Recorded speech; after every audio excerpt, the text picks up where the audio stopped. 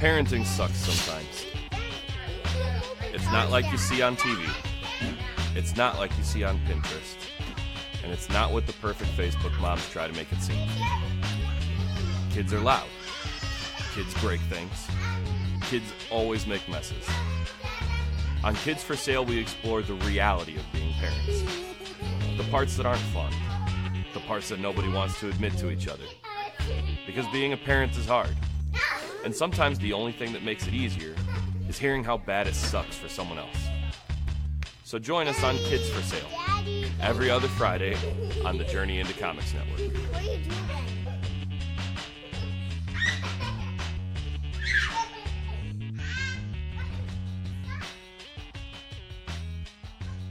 The following is a Journey into Comics Network production. I like to take a huge handful of baby carrots and jam them up into the black of my butthole. Warning, podcastrophe imminent.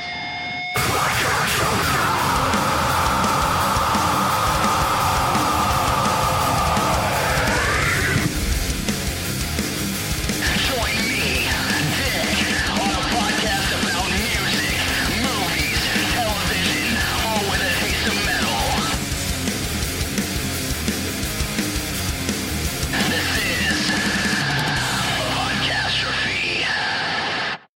Podcastrophe. Ladies and gentlemen, what is up?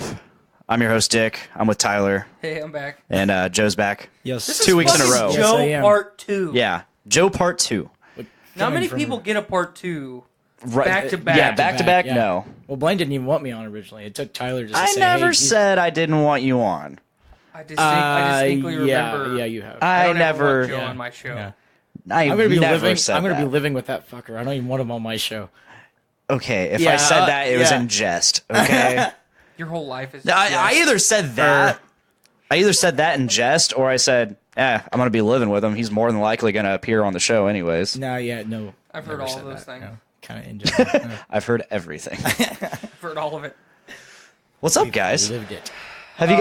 How was your guys' day? Like, Yeah, first It's a time. pretty fucking shitty day. Yeah, fuck yourself. I left work half day, You abandoned us. Yes, you did. but at least I wasn't paid. You left us. That's true. Great. Great, because I've been sitting here watching Jurassic Park videos all day, and you quote that. Speaking of Jurassic Park, are you as excited for me? Yeah, are you as excited as me to go see Jurassic Park? Oh yeah, Nope. Because I distinctly remember a couple months back, you and I were talking, like, of all of the build up to the summer blockbuster season that we were going to have this year, you know, between Infinity War, Black Panther, and then Infinity War, and then Solo and Deadpool, and all the shit that we've seen the last couple months. And I was like, and then we got Jurassic Park in June, and you're like, eh.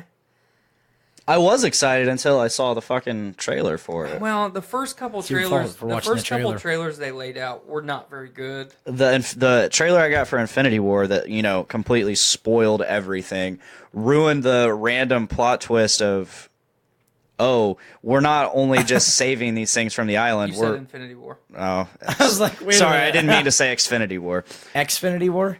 Yeah, we had a guy on the network a couple weeks back that every time he said Infinity War, he said Xfinity War.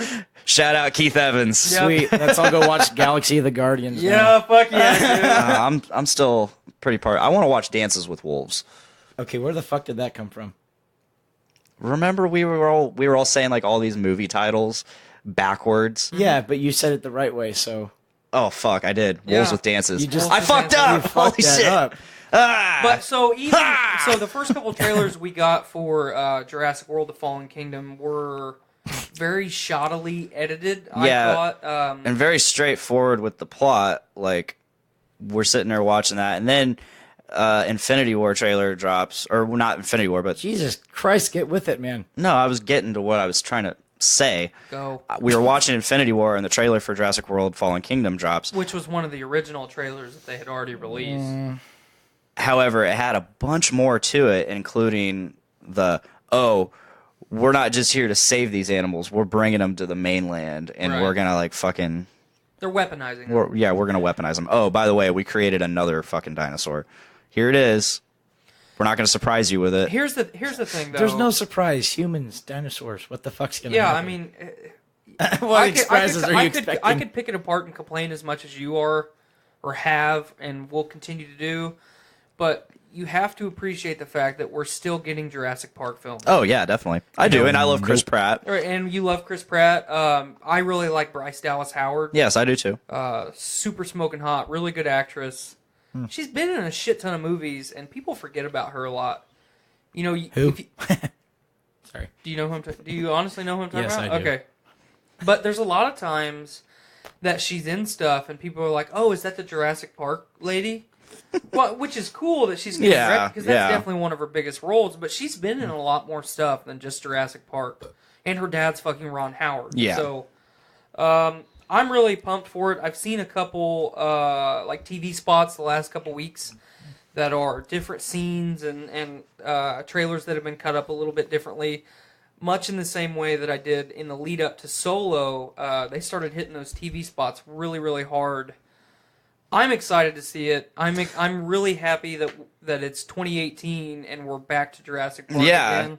I love Jurassic World. I'm very excited. I am, despite how much I'm giving the trailer shit, I am excited to see Jurassic World Fallen Kingdom because it's Jurassic Park. It's Jurassic World, Jurassic Park.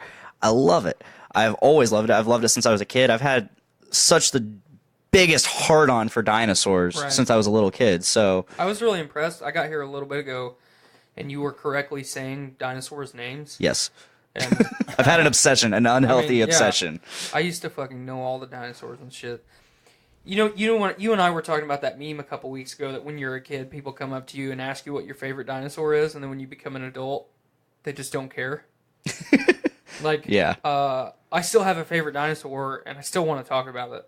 I still want to talk about I still want to talk about it. it. Do you want to talk about it today? No, I don't want to talk about it right now. Oh. I mean, I kind of do, but we've got other things to talk about. Future topic of discussion. Right. Tyler's favorite dinosaur. What's your favorite dinosaur, folks? Maybe that'll be my next poll.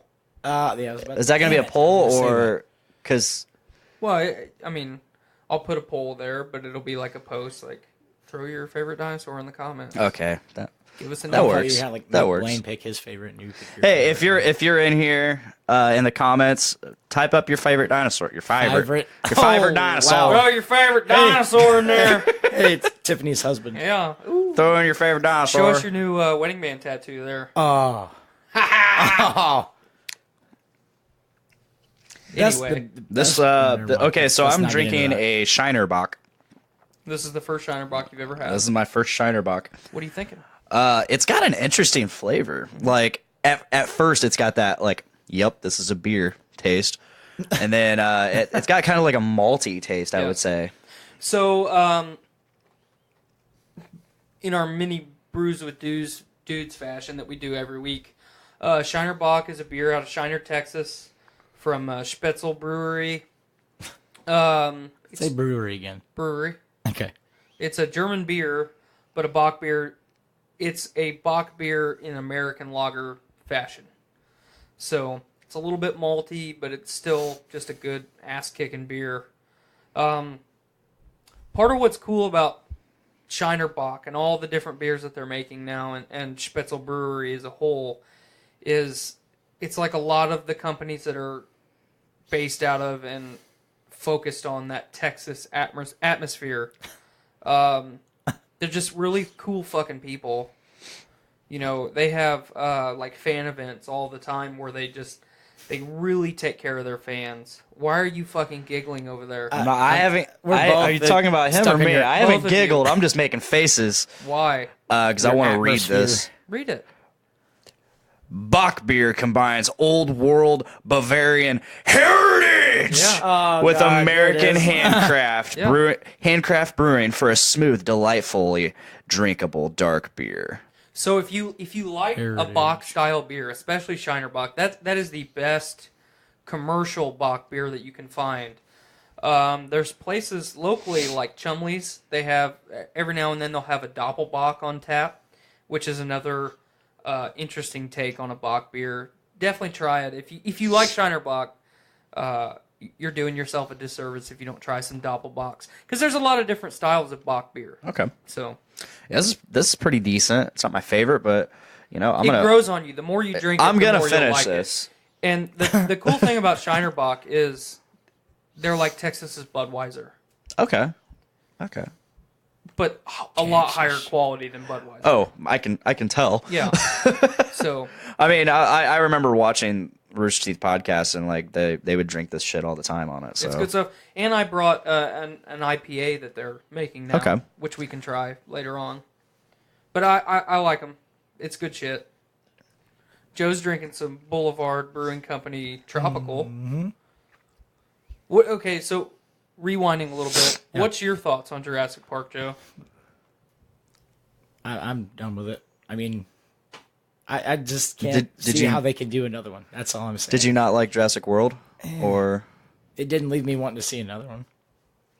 So what about it made you not want to see another one? It's like what I said. Like, it's dinosaurs with a human element. What's going to happen? I mean, Yeah, but you get... I mean... there's okay, so Both there's a Jurassic trend. World movies have spoiled everything in the trailers. Jurassic World did the same thing that the Fallen Kingdom is doing right now. Mm-hmm. And they still surprise you with stuff. And you get a fantastic cast of actors and actresses. oh, I don't doubt that. I love mean- Chris Pratt, but See it, but you should go see it just for that. yeah, Because dialogue makes a movie. Yeah. it's true. But no, I mean you get the first movie. So the first movie, you're just in complete awe all around. So Well, and you got to look I at that. wasn't.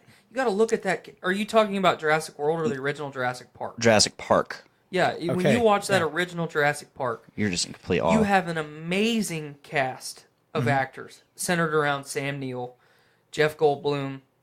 I can't ever remember Ellie's actress's name. Oh man, and you know that, and she's been in recent movies like Star Wars: Last Yeah. Jedi. And we talked about that in the theater when we were watching it. I was like, wait a minute, that's Ellie from Jurassic Park. Yeah, What And we- part? I didn't catch it. she's Captain Holdo. No shit. Yeah, General Hodo. General. Hodor. Okay. Hold on. General Hodor. But no, so you're completely mystified and amazed and in awe by the first movie.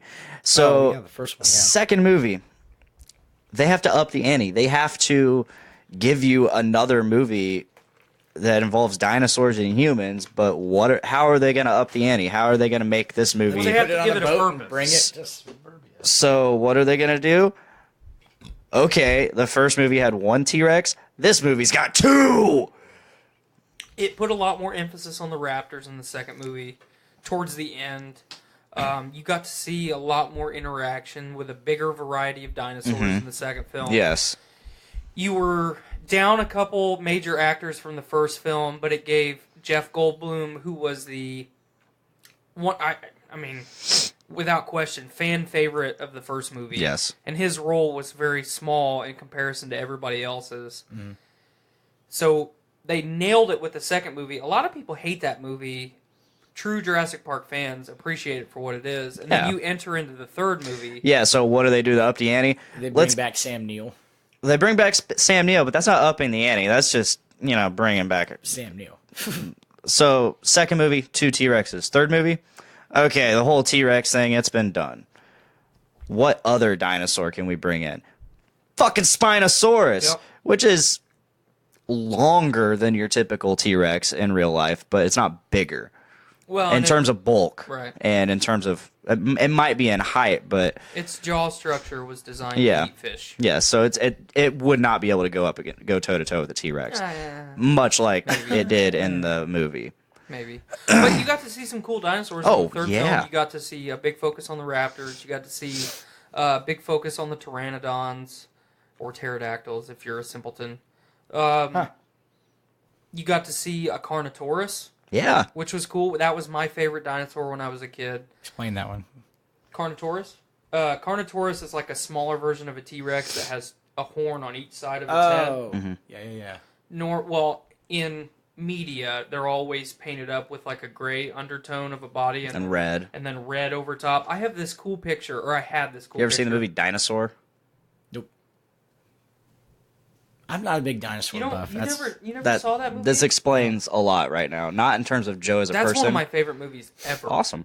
This explains what's going on with this conversation right now. Why he's not excited. Because he's not a big dinosaur guy. I get it. I understand. I mean, so anyway, if you're not into dinosaurs, you're not into dinosaurs. I had this big framed picture when I was a kid of two Carnotauruses fighting each other. And when I was a kid, I moved around a lot. So between the military and my... I'm not going to attack her today. Just my less than good person mom. Well said. Every room I ever had and every house that I ever had when I was a kid, I had that picture hanging up. I know it's somewhere in this town. I just got to find it. But I remember when I was a kid, obsessed with dinosaurs, I would look up at that fucking picture and I would try and recreate that fucking image all the time because it was so well done. It was hand painted. It was really badass. I'm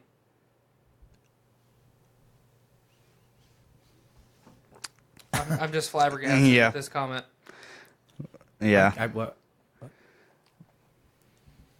Dinosaurs. Back to dinosaurs. I'm really excited to see it. I hope we go to see it together. I hope we do too. That Can be almost our sounded a thing. little bit tearful. Blade and I haven't had a lot of opportunities to hang out the last couple weeks. This is our special time together. We needed this. Wow, you never hold my hand like that. So, anyway, now that all is well in the world... We should time for how long you that can put yours up there, too, if you want, I'm Joe. good. I'm all right with it. All right. Get out of here. Around here. Get out of here. Yeah. So, we showed on the podcast a couple weeks ago a trailer for a movie called Hereditary. It's supposed to be this big horror to do. It's released now. Rotten Tomatoes and movie critics are reviewing it very well. Fans are not reviewing it well at all. I mean, can we say that we were surprised at that? You know, with the amount of horror movies that are being cranked out, you know, at least the last 5 years especially, the quality isn't there a lot. You know, they're low-budget films with normally not big-name actors. The directors are normally unproven. You have a couple series that have done really well, like The Conjuring and Insidious. Paranormal Activity, for being super low-budget films, did really well, at least for the first, 3, I would say. And then after that, they just got really, really stupid. I guess I should say again, are you surprised that this movie's not reviewing very well? Not at all. I mean, I had a little interest. I mean, because we watched the trailer on the show, and normally I'm just not into that style movie. I'm not into scary movies or thrillery, horror thriller type movies. I'm just not into it. Fuck. Do you like slasher films? Yeah, I do like slasher films. So you like that side of it, just not the ghosts and demons and Yeah, shit like I'm that? not into the hauntings and stuff. Okay. So- I really enjoyed the Conjuring movies, and I've really, probably my favorite franchise in that genre would be the Insidious films. I think they do a really good job of actually having good writing and, you know, relevancy throughout the films. I was telling Joe the other day I watched the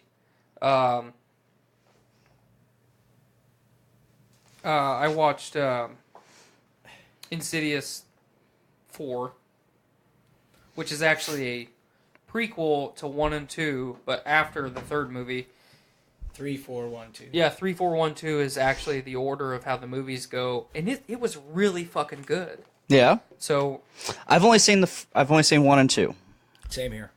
So what I would do, especially since Miranda likes those kind of movies. Yeah, she really wanted to see this newest one. And I'm like, I haven't seen the third. So what I would do if I was you, find some time, you and Miranda sit down, watch 3, 4, 1, and 2. Watch them all in succession, and you'll be like...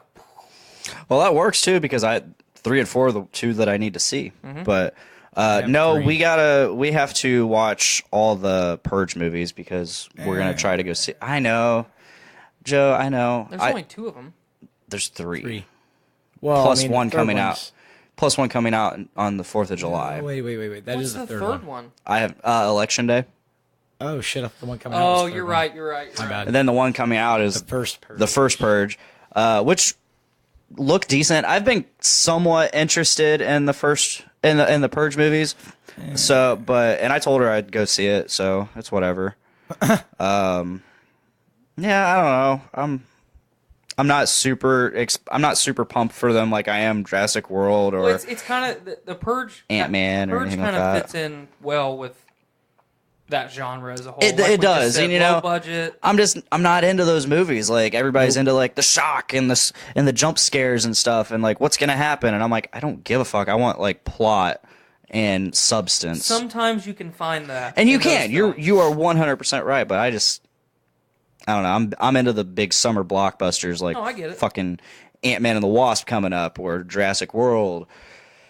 I'm into that kind of stuff. I'm not into this. B movies, basically. Yeah, B movies. The Purge was such a cool concept when it first came out, and that first film was actually really, really good. And then after that, they just suck. I mean, it's like think about the first time you watched Paranormal Activity. That was awesome. Paranormal Activity. I enjoyed the hell out of the first two. Paranormal Activity was fantastic, and you know it bothered me at the time because I saw it in theaters like a lot of my friends, and you know, in the trailers leading up to that film, they show cuts of people screaming and running out of the theater and all this shit, and you get there and it's like, I'm not terrified that this is a pretty decent movie, you know. Mm-hmm. Then the second and the third one were both decent, I thought. The fourth one was terrible, and I haven't seen the Ghost Dimension or whatever the fuck it's called. I think I tried watching the fourth one, and then somebody was, and it was just like a thing we started watching, and ended up just being more of like a, it's in the back, it's just in the background. Oh, We're just talking and hanging out. Which, by the way, we didn't even make it like 10 minutes into the movie before it became that, so didn't even give it a chance. I'm on with Blaine, though. I don't like a lot of that kind of shit. Yeah. Like after we talked when A Quiet Place came out, it's like there was so much interest in it. It's like, okay, now I have to see this. And it's like what you're talking about with people running and screaming, that shit doesn't happen. But, you know, that the guy that left, I told you about, to get popcorn for his girlfriend, whatever, fucker's walking back down the aisle, you know, it's one of those parts that something jumps out and fucker just scared the shit and his popcorn goes fucking airborne, and some of it ended up on me. We're to the point now where we're so desensitized to stuff to really catch people off guard. You have to do a good job. A Quiet Place with its jump scares did a fantastic job. That film. Well, it's because it conditions you. The whole movie, it conditions you to silence. Right. And so when sound happens, it gets you. Mm-hmm. So I don't know. That and like our taste in movies has evolved from like our whole the menu, the food menu of movies has went from like. Is that a plug for Foodies Watching Movies? Sure. Foodies Watching Movies every Wednesday. It came out today or yesterday. That was today. Yeah. Came out today. There's an episode out. Check that out. And then 2 weeks from now, check that out again. Foodies Watching Movies. I hate you. Anyway, so it used to be we would have like a plethora of different types of movies. I mean, sure, you'd have your like cheesy action flick or your horror movie and your stupid comedy with Adam Sandler, and then that is a really stupid comedy. Just any Adam Sandler, really. That he was the king of it. Him and Jim Carrey. Yep. Was. And that was I miss that era. And then nowadays it's like, okay, you have your horror movie, your well, not just one horror movie. You have like 15 in a short amount of time. Yes. And you don't get another one until that following year. And then you have your romance novel adaptation, and then you have your superhero movies. Yep. You have your fuck ton of that takes up like 90% of the year. 2/3 of the fucking pie chart right there is your fucking superhero movies, whether it's Marvel or DC or whatever the fuck. Right. And so we, as a society, watch superhero movies now, and that's been a good portion of our discussion on just the Journey into Comics network in general. The network as a whole, and for a very long time. I mean, superheroes are Star Wars. It makes sense because the Journey into Comics, like their focus is. I thought you were having a stroke there. Superheroes. So. Did you think the same Makes thing? sense. Kind of. He made Blaine. Wow. He The made Nate reason stroke out. the reason I brought the horror movie shit up is because we've got a trailer we're gonna watch for a movie called The Nun, which is a tie-in to the Conjuring series. I have not watched this yet. I've heard good things about the trailer. Isn't that a remake? I could have sworn there was a movie like back in the 70s. where Yeah, it was I saw this. It could be. I just know that it's tied to the Conjuring series. All right, so here is the. Let's check this out. Here's The Nun.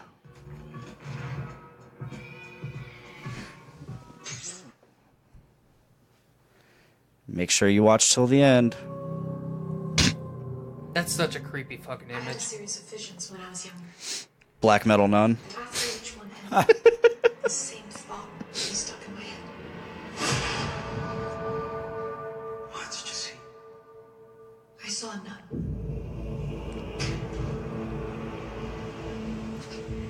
Word of my visions reached the church, and I was asked to accompany a priest to an abbey in Romania. The Abbey has a long history. Those are all part of the same universe. Yes.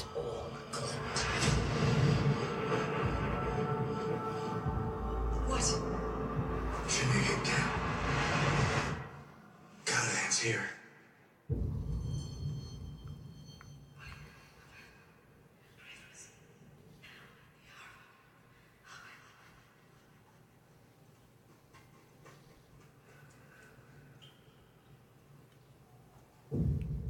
Oh, didn't see that coming. This is going to be so much dead space on the show, on the audio podcast.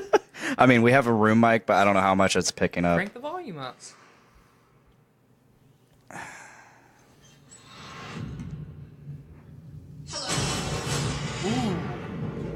Damn. The Nun.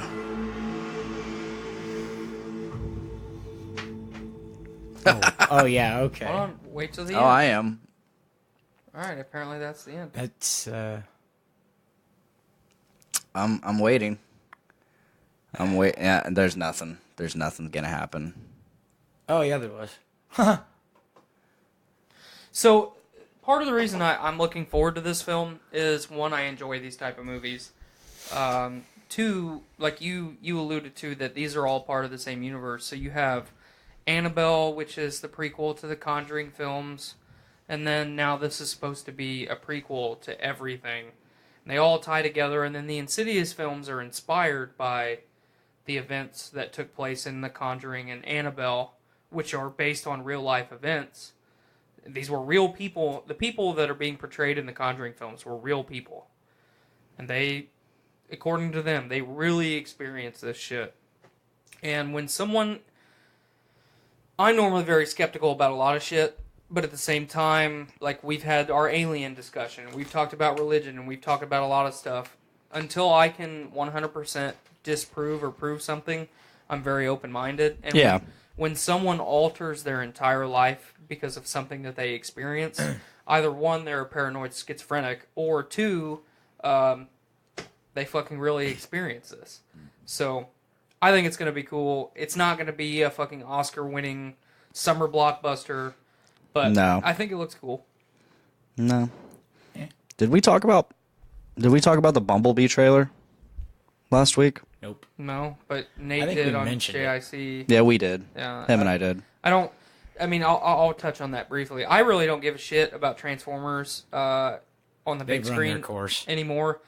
Those fucking Transformer movies were so goddamn bad. I don't... Looking back now, I mean, I enjoyed them when they came out, but looking and back, I did enjoyed too the for the first first one. couple. Yeah. It's like, well, you look back, it's like the original Spider-Man movies. When the first one came out, I will still defend those, Oh, except well. the third one. Yeah, well. I mean, third the one first was terrible. Third one was terrible. The first one was great. The second one, it's kind of like anything, it deteriorates Yep. for me. And the Transformers, man, they just fucking ran it into the ground. It was just bad. I mean, you can put the blame on Shia LaBeouf, like a lot of people do. You can put the blame on Megan Fox leaving the franchise. You can put the blame on fucking Michael Bay. The blame needs to be shared by everyone because that fucking franchise is a shit show of fucking garbage. It is a fucking porta potty in a fucking Cat 5 hurricane with fucking bags of used rubber dicks and fucking smashed assholes swirling in a giant maelstrom of fucking shit. Tyler, Can you throw? I've said it a Tiffany in there? million times. You really, really know how to paint a picture. Thank you. And this was a beautiful little painting. finger painting was brought to you by shit. It's a shit That's gonna finger be- painting. He's gonna open up his own gallery. Blaine shits the room. Ooh, Ooh, that's a episode title. Shit finger painting. nice. Last week it was I shit the room, and this week it's fucking shit finger painting. We like brown stuff here on Podcastrophe, or do we? We don't know. For the longest time, all we did was talk about sex and porn, and now we talk about shit. Now he's down with the brown. Oh man. Oh God. So we've knocked out like the small talk now. Lay something on us, Joe. What do you got for us this week? Yeah. You know, nothing really. No. The only thing I got was wearing all this stupid fucking attire since you had such a shit day. It was either going to make you laugh or just shake your head with such utter disappointment. It did both. And it did did both. both. So I was successful, you know. You did Like, you did your thing. But no, it actually turned out to be even better than I expected. And I really just going to the gas station to get a fucking drink on the way here. And this fugly bitch was in line in front of me. She's just sitting there humming. phone waiting number? For... No. God, Okay, no. I'm just asking. It's not Craigslist. So no, she's sitting there like whistling, just waiting for her to get up the cash register. She's having a good day. Yeah, and she looks back and she sees what I'm wearing, and she looks at my shirt and literally just says, "What the fuck is that?" And she's wearing this god awful tank top, just not look. And it says, "Call a shirt. Try wearing one." Nice. It just got. That's a fucking Podcastrophe high five. Fuck yeah, Joe. And then, Hell to yeah. make it so much better, she gets pissed off. She walks outside and starts talking. And she's standing around with 5 other people and 3 mopeds. Nice. The fucking moped patrol. Moped Mafia represent. Yeah. Oh my god! Get And off that's- your and email, after Blake. that, that's when I saw. That's when I saw the minions, the flying God. minions. What the fuck? You gotta lock those cheap. You have to aftermarket love toys. fucking gas station gas station toys. stuff. Stuff. Like You never know if you're gonna find a fucking box full of used condoms or or a box full of minion toys dressed as Avengers, one dressed as Superman. labeled as Avengers, Labeled as dressed Avengers. as fucking Superman. And people buy the shit. Yeah. That's Oh, what's yeah. really sad. People buy that shit. Oh, look what you're getting for Christmas, kids! So Jennifer is like fucking about to explode Yeah. with excitement about our idea. What's the idea? What's this idea? Let's hear it. Jennifer, tell us. Lay it on us. Tyler. Podcastrophe Mobile. Oh. So basically what we do is we steal one of Calvin's vans and Panel van. we just take the fucking podcast on the road and just show up at people's houses. Like we were talking today about Jennifer coming on the show and she's like, "Well, you know, Rick works at night. I would have to find somebody to watch the kids or I'd have to bring them with us." Just have her and Miranda do a show and just have the kids with her. Yeah, I brought that up. Oh. But I said, you know, bring them if you have to, but what if we brought the show to you? Oh. And then fucking the little hamster on the wheel started fucking running. You know, he doesn't run very often, but he was fucking getting it. I mean, we can do that because the live stream would be a little dumbed down, but you know, I do have the Zoom and I can bring it over. I can bring it wherever. And we got the iPad and Yeah. just like Drunk Catastrophe all over again, you know. But which we may or may not be doing in the near future. Oh, yeah, we could be doing some drunk gastro. Jennifer had a good idea. Doesn't Jennifer- happen often, does it? Jennifer had a good idea. She Being- did think Alaska was an island. That's, Yeah. I forgot Yeah. about that. So basically, There's that. what we've surmised out of this is to get Jennifer on the show, we got to go to her. We'll figure it out. We'll make She's it got to happen. figure out those shorts partages too. Yeah. Or you could wait until I move into Joe's and Joe could watch your kids. Yeah. Oh, for thanks for for the the record, volunteering. one of her kids is like 14 years old, so Yeah, it's I know. like he can watch himself. She has to send me the bill for a broken wrist. And then the baby kid could technically watch the baby. Give them stale crackers and dirty water. They'll either eat or they'll die. Honestly. Only the strong Shit. survive. Oh, Rocky can babysit. Rocky! Parenthood, man, See, It's been a blast. Like I've been stepping up a little bit more. I mean, That stepdad not life. doing the toot your stepdad own thing. horn there. And it's been fun. No, I mean it's been fun because I've been playing t-ball and stuff and playing catch with Miranda's son Maverick, and Blaine made it to Little Leagues. it's been fun. It's been a blast, and it's really cool seeing him excited and begging me to fucking play catch, and I'm just like, hell yeah, I'll play catch with you. Oh. And yeah, I don't turn him down. You don't turn down a little kid for that shit. Oh. Gabe used to want to go, like, half the time he'd want to game in his room, but, like, Yeah. he'll ask me if I want to go play, or we'd go up to the school and shoot hoops a little bit. Yeah. Of course, a little bit too tall for him, but... Were you fucking dunking on him? Oh, hell yeah. Yeah. Well, I mean, you gotta one, assert dominance. Right. Two, show them you're an adult. You're better than them. Like you're a kid. You're a Subaru. We're You're a better kid. than you, and You're a we kid. know it. I'm better than you. It comes with being an adult. When I was a like kid, when I was a kid, I was telling everyone else I was better than them. Well, when you still become do, an what do you mean adult, when you were a kid. I don't tell anyone I'm better than them. Tell me that every day. I'm just trying to build your character. honestly, yeah. trying to make you better. I don't have We, a character. we at Podcastrophe have several character building exercises that we practice daily on the people around us. Yes. Mm-hmm. Got a long way to go with Cameron. I don't think he's there's a- any hope for him. He's a lost cause. We need to get Cameron back on the show. He won't ever Wait a minute. come. I know. You've got to hear this because you weren't You there intimidated him.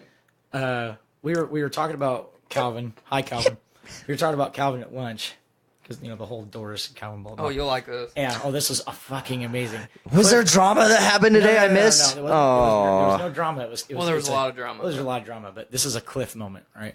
So Cliff's like confused as shit. He goes, "Wait a minute, Calvin's a temp, isn't he?" Like, no, Calvin's full time. Fucking Cliff. So background information: Cliff doesn't hardly ever remember anybody. He calls everybody chief. He calls everybody chief. Still calls me that. He'll remember them if they're not around for the most part. He'll be like, "Hey, where's Brandon?" Or "Hey, where's Joe at? Where's Joe's girlfriend?"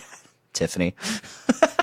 He did that for like a good 3 or 4 months. Like Yeah, that was pretty bad. after everything happened. Like he's like, "Where's Joe's girlfriend?" But he's so like He's fucking so I don't give a confused. fuck Yeah, about that anything. too. Well, like shit when he was when Tom asked What's up, Matt Walker? Cliff, Matt what was Walker. it? Oh yeah, Cliff, why do you sweat so much? And Cliff's just like, it's because I'm fat, boss. He does not give a fuck. None. But no, he was asking about Calvin. He's like, I thought Calvin's still a temp. And like, no, Calvin's full time. And it's like, how'd you not know that? And he's like, you mean the stupid kid that sits at the end of our table? And then we all instantly go, that's Cameron. He goes, oh, okay. Stupid kid that sits at the end of the table. Yeah, that's Cameron. Okay. He's not stupid. He's incredibly intelligent. He's just an not very idiot. Common sense, yeah. If that makes We any love you, sense. Cameron. I don't. Cliff doesn't. If Tyler that makes doesn't. any sense, like he's hyper intelligent. Hyper is the key fucking. He's word just there. an idiot. Yeah. He's Do a idiots shave he's a their big heads? 20-year-old man-child. Yes.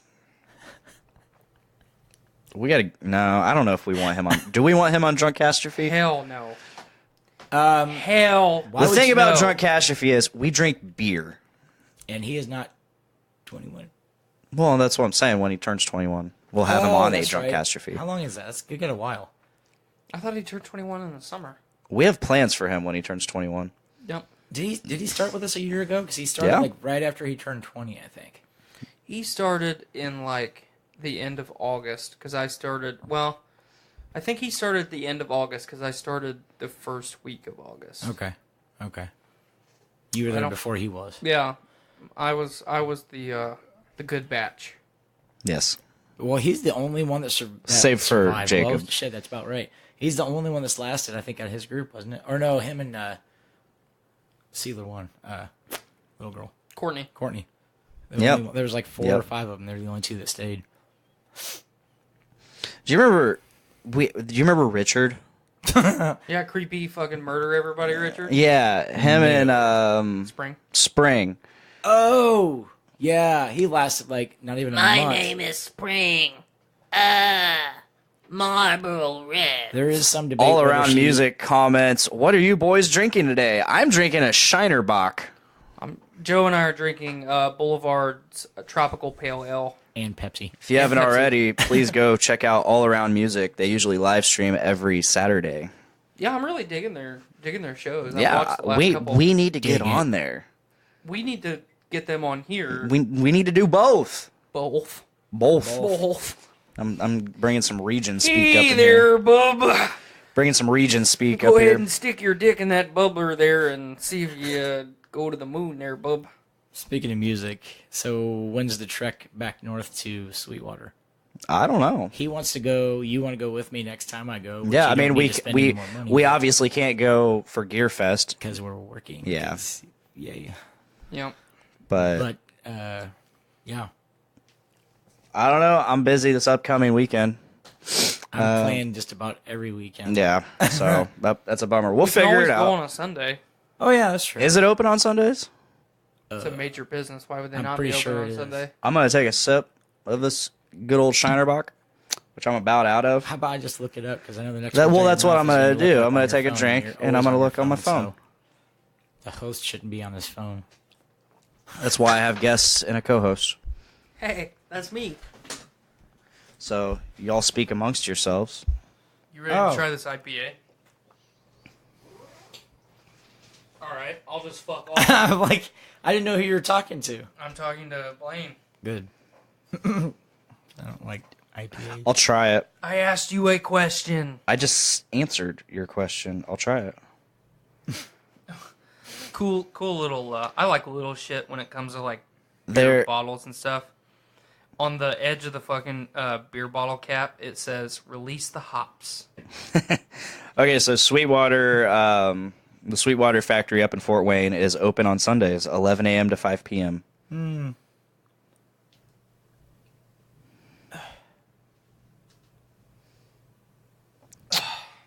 I was like, what the fuck are you doing? I was gonna burp and it didn't come. Skylar, your wife says Hobby Lobby is a major business not open on Sunday. That's because they put religion into their business. Wait. Oh, okay. I thought you were referring to him and you accidentally called him Skylar. Hobby Lobby and Chick-fil-A exercise their rights as Yeah. businesses in capitalism to close their doors on the Sabbath day. Yep. Yeah, There it is. you're right. All right, I'm going for my first sip of the Shiner Wicked Ram IPA. Ram you. Wow, that just happened. And It's an interesting flavor profile. the clear palate from the Shinerbach I just drank. That's how you clear your palate. Yeah, through sheer will. Yeah, you definitely taste the hops. You don't like it? No, that's like your standard You wanna try it, Joe? fucking. Nope. That's Try like your it, come standard. on. Nope. I have. Try it, Joe. There are hops in this Pale ale. beer type beer. I like it. I don't like IPAs. It doesn't taste bad, but like You what? I don't really care for IPAs. You're told you drinking this. one. Yeah, that's an exception. Okay. Well, I'm gonna go grab one of my I beers. tell you though, I think the worst thing I ever tried was Rebel IPA. Gotta say, it was quite nasty. I don't know that I've had it. Don't bother. Alrighty then. We're just kind of left on our own. Yeah, pregnant pauses and abandonment. And Pregnant pauses. It's like my childhood. I'm gonna put my. Yeah, check go ahead and second. fucking join me up here on the throne. I'm alright with it. Still play Um, footsie. Tyler's quite disappointed with my shoe selection. Yeah, I don't get fucking wearing two different colored chucks. Like, just wear There's fucking shoes. there's nothing to get.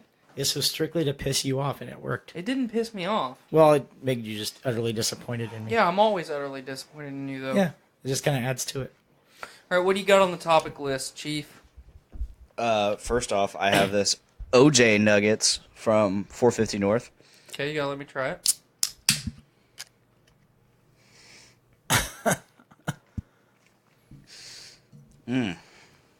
It smells like smells like a OJ. Nuggets. Smells like one of the all the ones that I've liked, Okay, which is a vast majority of them. right.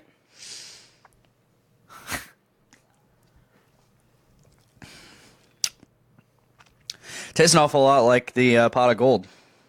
If Try it it tastes out. like pot of gold, it's gonna be badass.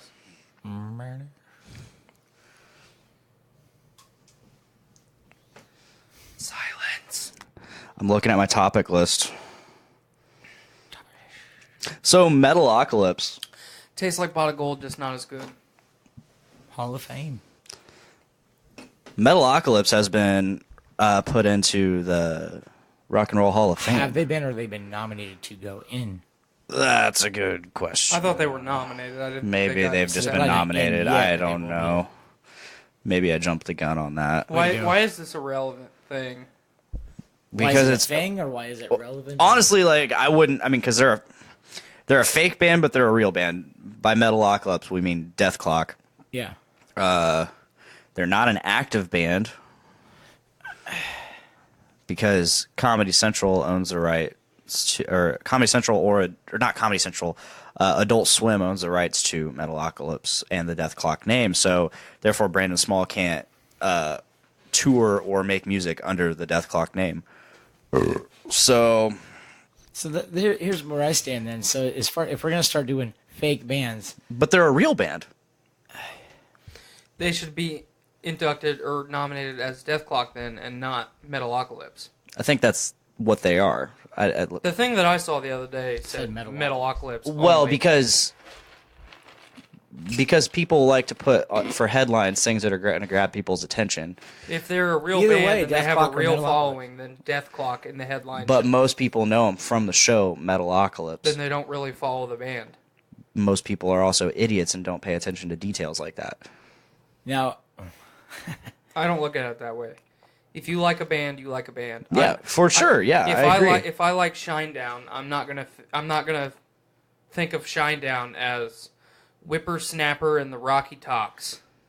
so That's the dumbest name I could pull out of my ass. No, you're going to think of that one band that plays bottom of 45, whatever. if we're gonna do this, God, I hate you. if they're gonna do this, does that open the door for Spinal Tap? Unless they're already in or not. I mean, like, Yeah, what about that? what about Scooby Doo's band? Wow. Simple Plan? No.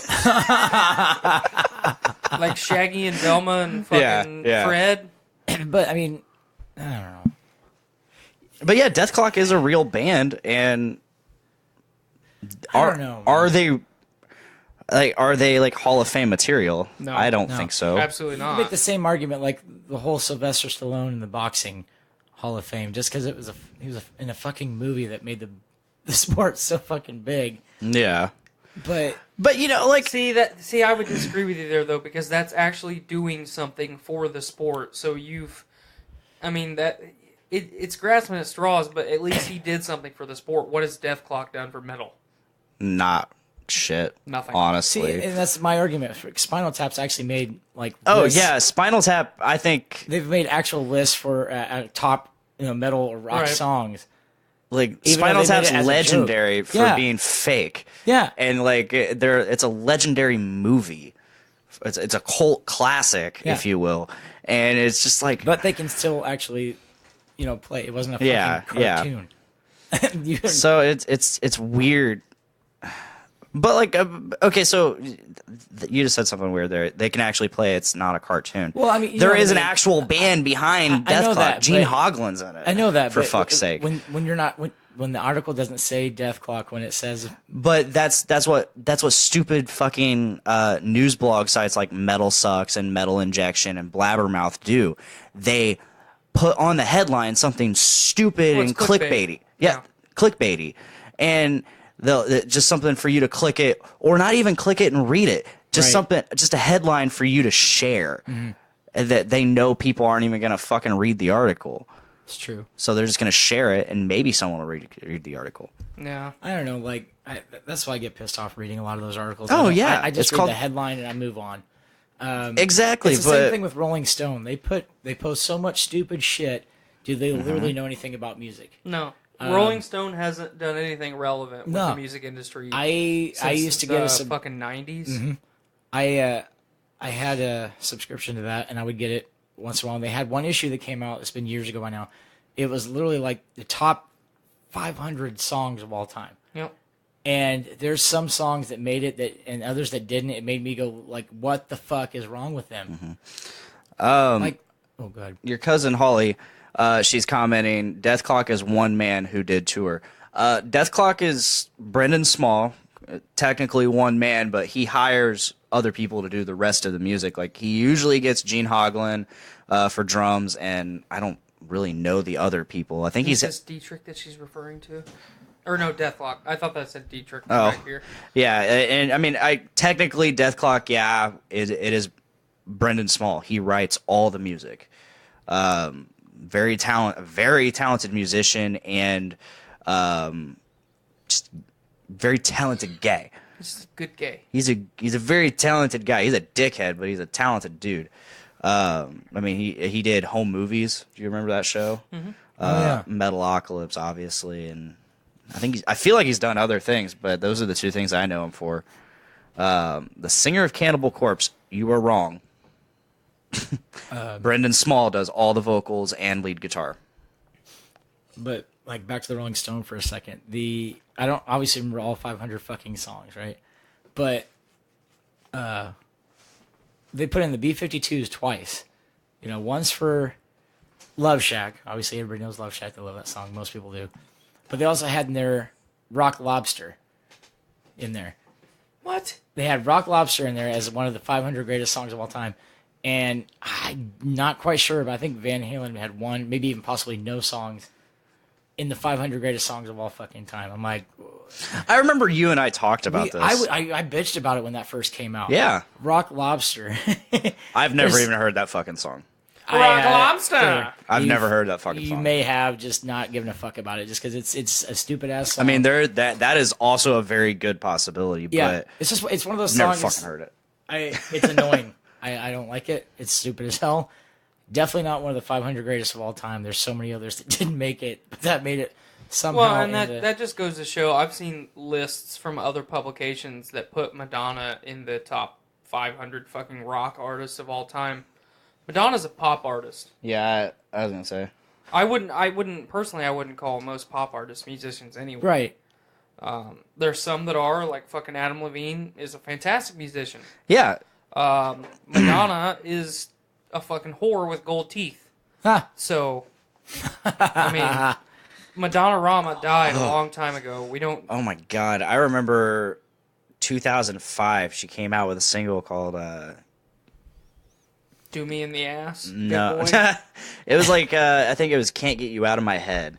And that fucking song, I hated it so much, but it would always be stuck in my head. God, remember when her and Britney and Christina sucked face? Yeah. It was her and Britney. I don't think it was Christina. No, her and Christina did too. It was Britney on the left, or on her right, Christina on her left. And then she kissed Britney and then kissed Christina after that. So... All three of them were up there. All three of them sucked face. Did you see Christina on The Tonight Show when she did that Wheel of Musical Impressions? Yes. Oh, my. She did a good job. Lordy. Oh, I wasn't talking about her singing. Oh. Well, she's very talented. Of the pop stars, of like that group of pop stars that came out of the 90s, she's very talented. Avril Lavigne is dead. I didn't say anything about Avril Lavigne. She was early 2000. She was like early mid 2000s. She's actually a lizard person in a suit. Yes. We're pretty sure she died and was replaced, by a lizard person in her suit. And she married Chad Kroeger, and that's a thing. I don't. You mean a foot with hair? The face for a foot, or foot for a face. Foot for a face. Yeah, good old Chad Kroeger. How creepy would it be to Nickelback. have faces on your feet? Oh my god. Like, you just gave me an image that I don't ever want in my mind again, and I'm pretty sure it won't ever leave now, so thanks there, pal. I'm picturing your gorilla feet with faces. I don't have gorilla feet. Bare feet, whatever. I think you got pretty manly feet. I have hobbit feet. Leave me be. I mean, they're meaty Hobbit though. feet. They're like normal shaped feet, but they're meaty. So they look. I have big feet. I mean, for a little gay. I will say, like, they look like hobbit feet minus the hair. Oh, I do. They're on my. I do. Have, You got hairy toe knuckles, but just not up on the the top feet of my in foot. general are not hairy. Oh my god. I do have hobbit I am feet, though. so glad this is a discussion right now. Are you getting aroused looking at my No, but you do have a thing for feet. I'm like half tempted to take my shoes and socks off. Does Miranda know you got a foot fetish? I don't have a foot fetish. Oh. At all. Notice how whenever I fucking wiggle my feet around, he's got to peek down there. I'm like, what the fuck? Oh, yeah. Maybe, I mean, my fetishes just go from, like, it's an individual Is it the type same thing. way that Tiffany constantly peeks over at Jeremiah? Oh my god, she stares at me too, and it's fucking No, creepy. dude. You know what she did today? You know, Jeremiah likes to eat over on the desk over on Beeline. Teresa had to follow her around with a mop. No, I guess like she stood and stared at Jeremiah for like a minute or two before she actually literally just walked over to him on lunch break.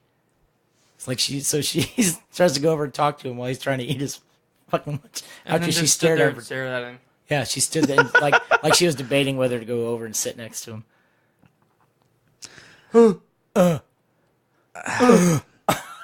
This is a married woman. This is a married gal. She has needs, Blaine. Just a married gal, and she hasn't gotten around the idea of she's married and shouldn't be. She's a hobosexual. Thank you, Joe. Hobos- She's not. Hobosexual? Is that what you just said? Homosexual. That's an actual thing. What? She Go on. A homosexual is a person that will have sex with someone just so they can have a place to live. and apparently married them. Oh, I did that. Whitney. Headphones? Grab the phones Right here. of head. Oh. It's all good, dude. No, Whitney. Good old Whitney. Eskimo Brothers. Yeah. I'm so Tyler and glad I I are have one Eskimo of Brothers those. over this.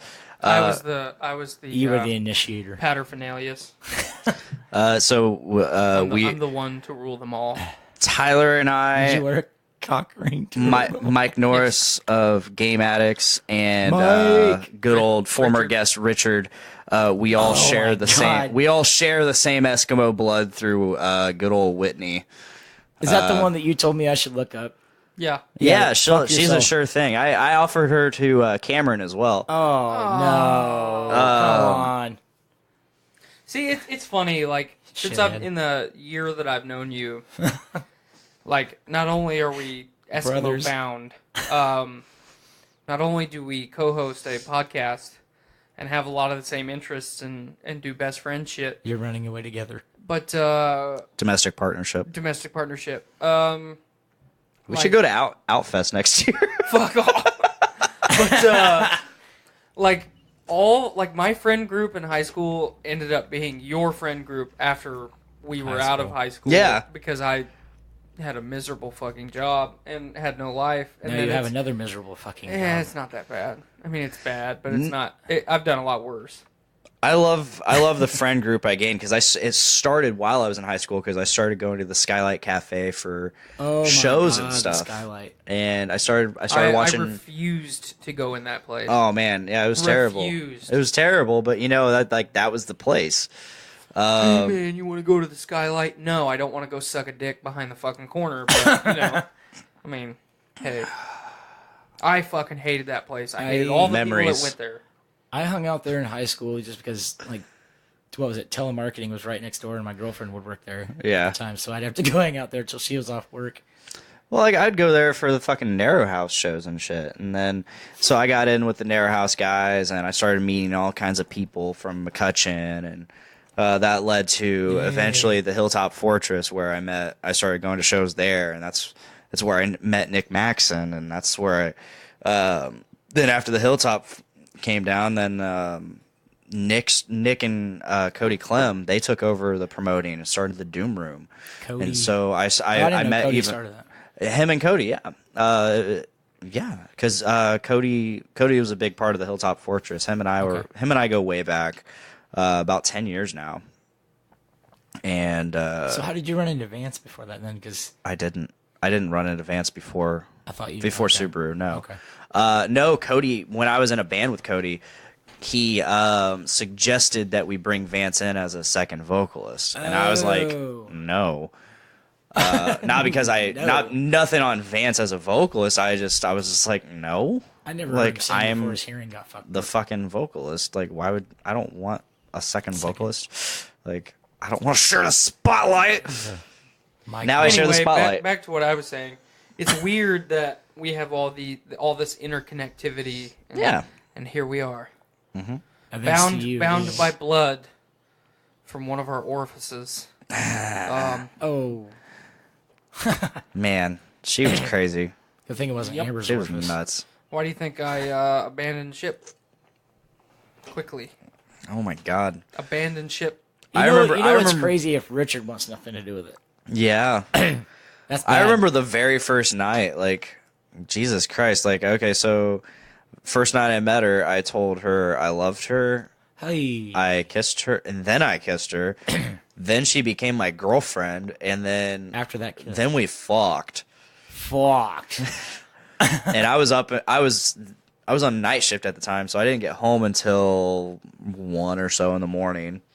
And I was up until 10 a.m. the next day. Jesus Christ. It was, and that was like just a few months after like my fiance left me. So of course I just jumped into it because I was still reeling. I was still reeling from that. So I'm like, yeah, I'm gonna jump into this. The first time I kissed her, you know the scene in Forrest Gump when he kisses the prostitute. You smell like cigarettes. You It tastes like cigarettes.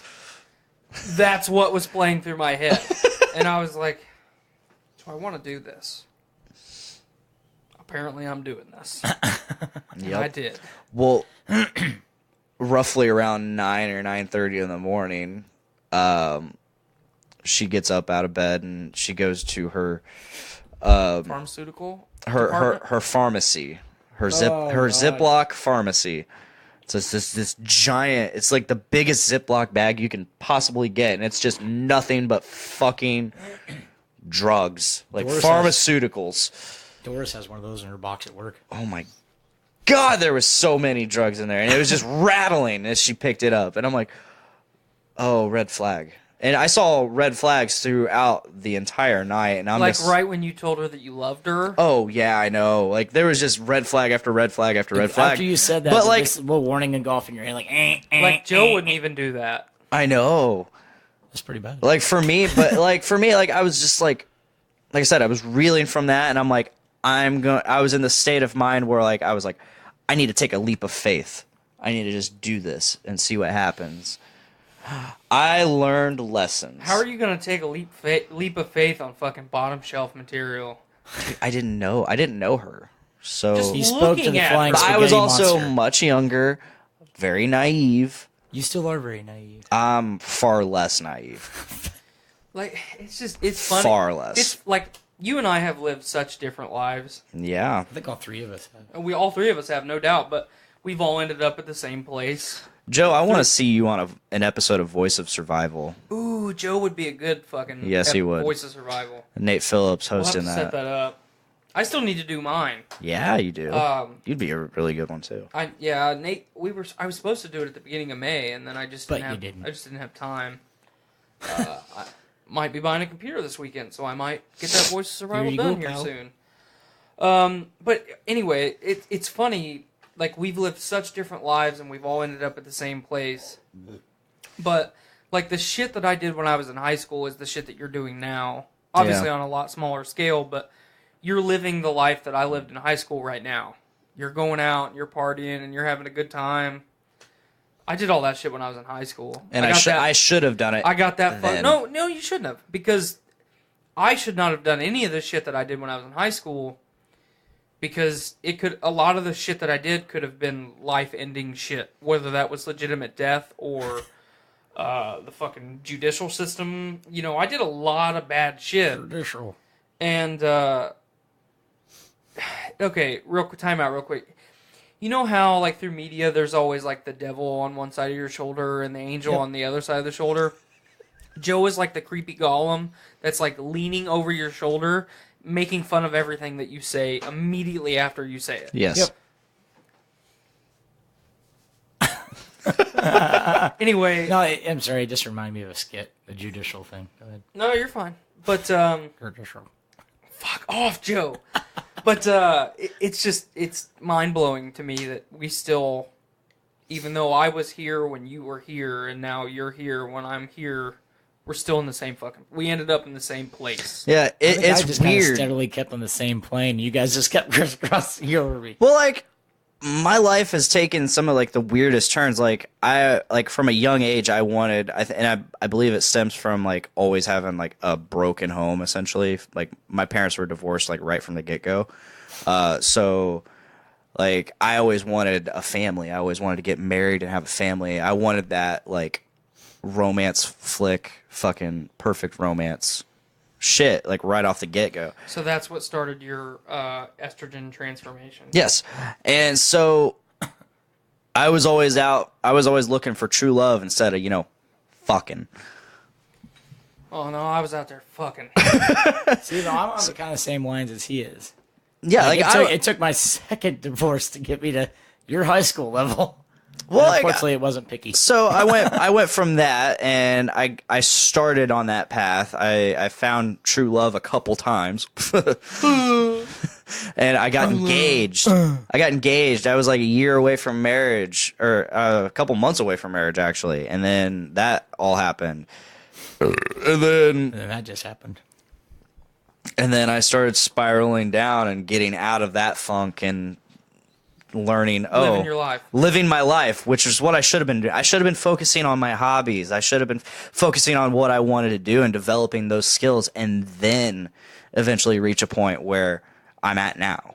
Right. Well, so the last couple years of my life, I've gotten married, I've had a child, I've left behind a very lucrative career to a not so lucrative career, and I don't know what you have us, and I have you guys, which is a very positive thing. I don't know what my future holds. I just take it one day at a time now. Your future holds me. When I was a child / teenager, when you were thinking, man, I want to get married, I want to have a family, I want to do all this stuff. When I was at that point in my life, it was rage and fury and resentment for everyone that had ever been involved in my life, because I wasn't raised by my parents. My view, and especially because of the military, my view of family is different from pretty much entirely every person I meet in my life.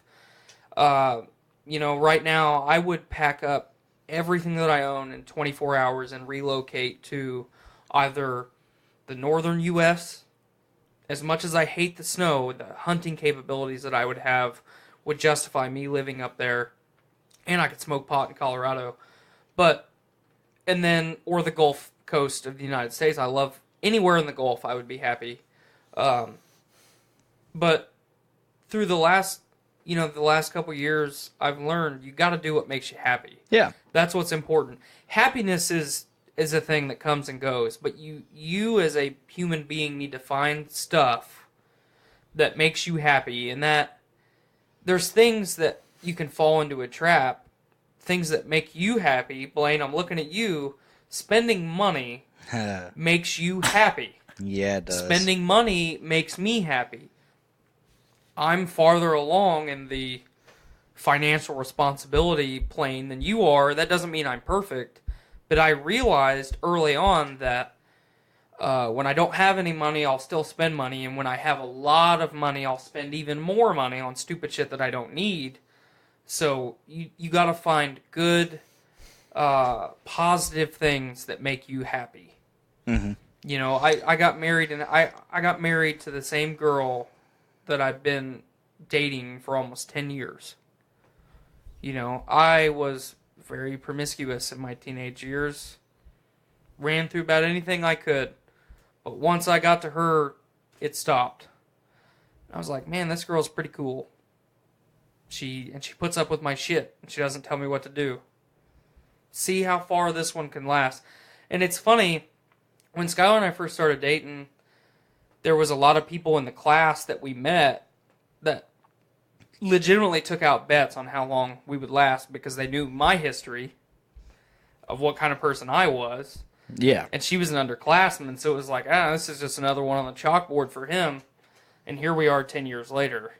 And that's kind of like a fuck you to them. And I liked a lot of those people, but it's like, we as a society instantly look to put down anybody's Oh, happiness. yeah, exactly. You know, and I know I've had so many experiences in my life that most people don't have.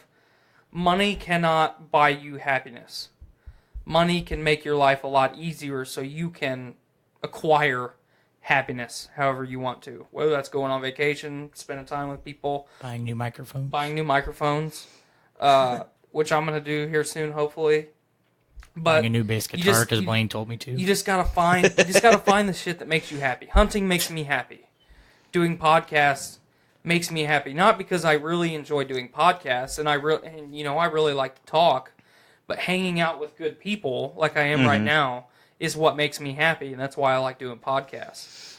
And you just gotta find that stuff. Yeah, and like my spending habits, along with Total lack of responsibility. That too. Like, so my music. I love music. I loved and I love music. You've got me back into music.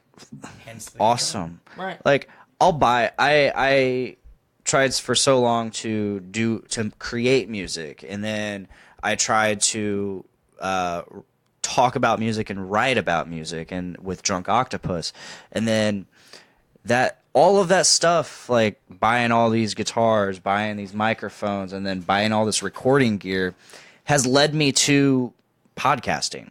I could easily do podcasting without all this stuff, but because I have all this stuff and my knowledge of mixing and music production, it gives me an edge on the podcasting game, I think. So because I have all this stuff, it allows me to have. It brought me to podcasting, and because I have podcasting, it's a hobby that I love. And now that you have me, you have someone that's your financial accountability partner. Yes.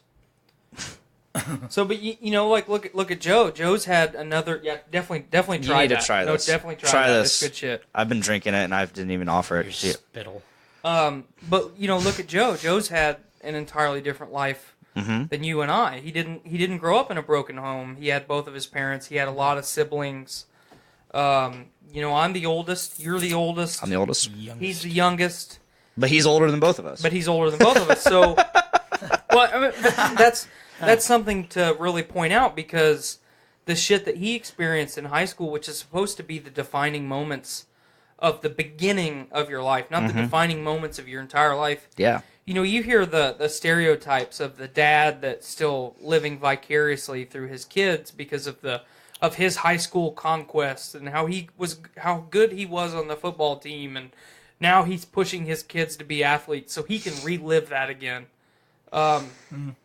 Joe had all three of us had entirely different experiences. I was an athlete, Joe was in band, and you didn't do anything. No, I legitimately didn't. I was in choir. That's about the most I did in school. Yeah, I didn't do any of that shit. I hit people. I wish I could have seen Jufro Blaine. Oh boy, Jufro. I tried to grow it back out this year. I went 5 months without cutting my hair, and honestly, do you guys miss my long hair?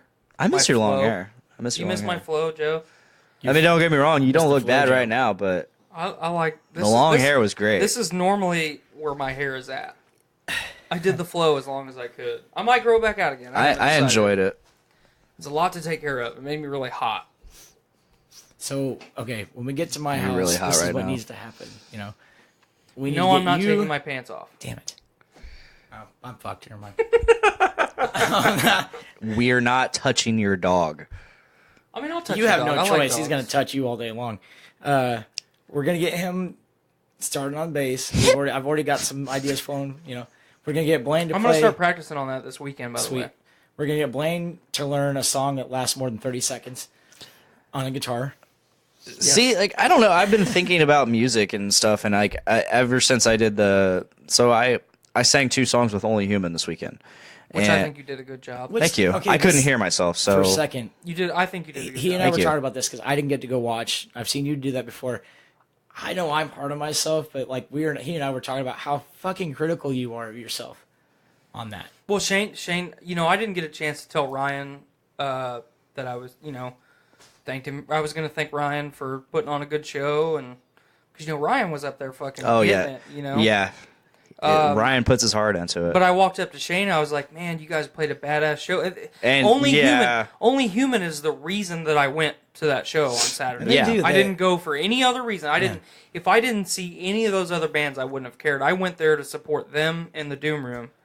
And I walked up to Shane and I said, hey man, you guys, that was a badass show, did a good job. And Shane's like, that's the worst show that we've ever played. And I was like, I just gave you a compliment, man. Just take it. I think that's, I don't know, for any good artist, I think they have to be their own worst critic. Yeah, it really exactly. does push them to want to do better. And anything you're passionate about. Yeah, because I'm the same way with archery. Yeah. I used to shoot competition pistol, and then I used to go to 3D archery tournaments throughout the year, and someone would say, "Hey, man, good shot." That's fucking garbage, Yeah. When you get passionate about something, it's in our nature to be overly critical of anything in our lives. You have to do that to yourself, or else you'll never get better. You just said, like, I'm super critical of myself. I'm like, I can be, yeah, but there are times where I'm like, hey, check this out. This is badass. Like, Right. And, Saturday... It's not like every time, but... Saturday night, like, there were times... I have had some criticisms of myself, but at the same time, like, I had a great time up there. Good. I had a great time that night. I got to give a shout out to Kyle, though. Kyle Elliott. I mean, when I see him play, dude, super nice, dude. Kyle was fucking getting it now. Oh, he played 2 sets that night. Oh, that's right. That's why I haven't seen him play for yesterday's chips yet. Plug to you guys. We will always plug yesterday's Plug chips. for the chip. Because Dave is awesome. I've known Mike Smith for a long, long time. Yeah, and I have too. But yeah, every time I get to watch Kyle drum, dude's got so much fucking energy. Kyle, you're an awesome, badass guy. Are you Eskimo brothers with him too? With Mike? I don't know. Maybe. I am. With who? Kylie. Kylie Cadwalder. Oh, no. Oh, no. No. No, Maybe somewhere else down the road, but no. Anyways. But no, I mean, yeah, I think each of us are all the same way. We're like, I know I've had some shows like where one thing goes wrong at the beginning of the show, it's gonna fuck my whole night. Yeah. Like, man, that fucking concert. Well, sucked. you beat yourself up a lot in everything.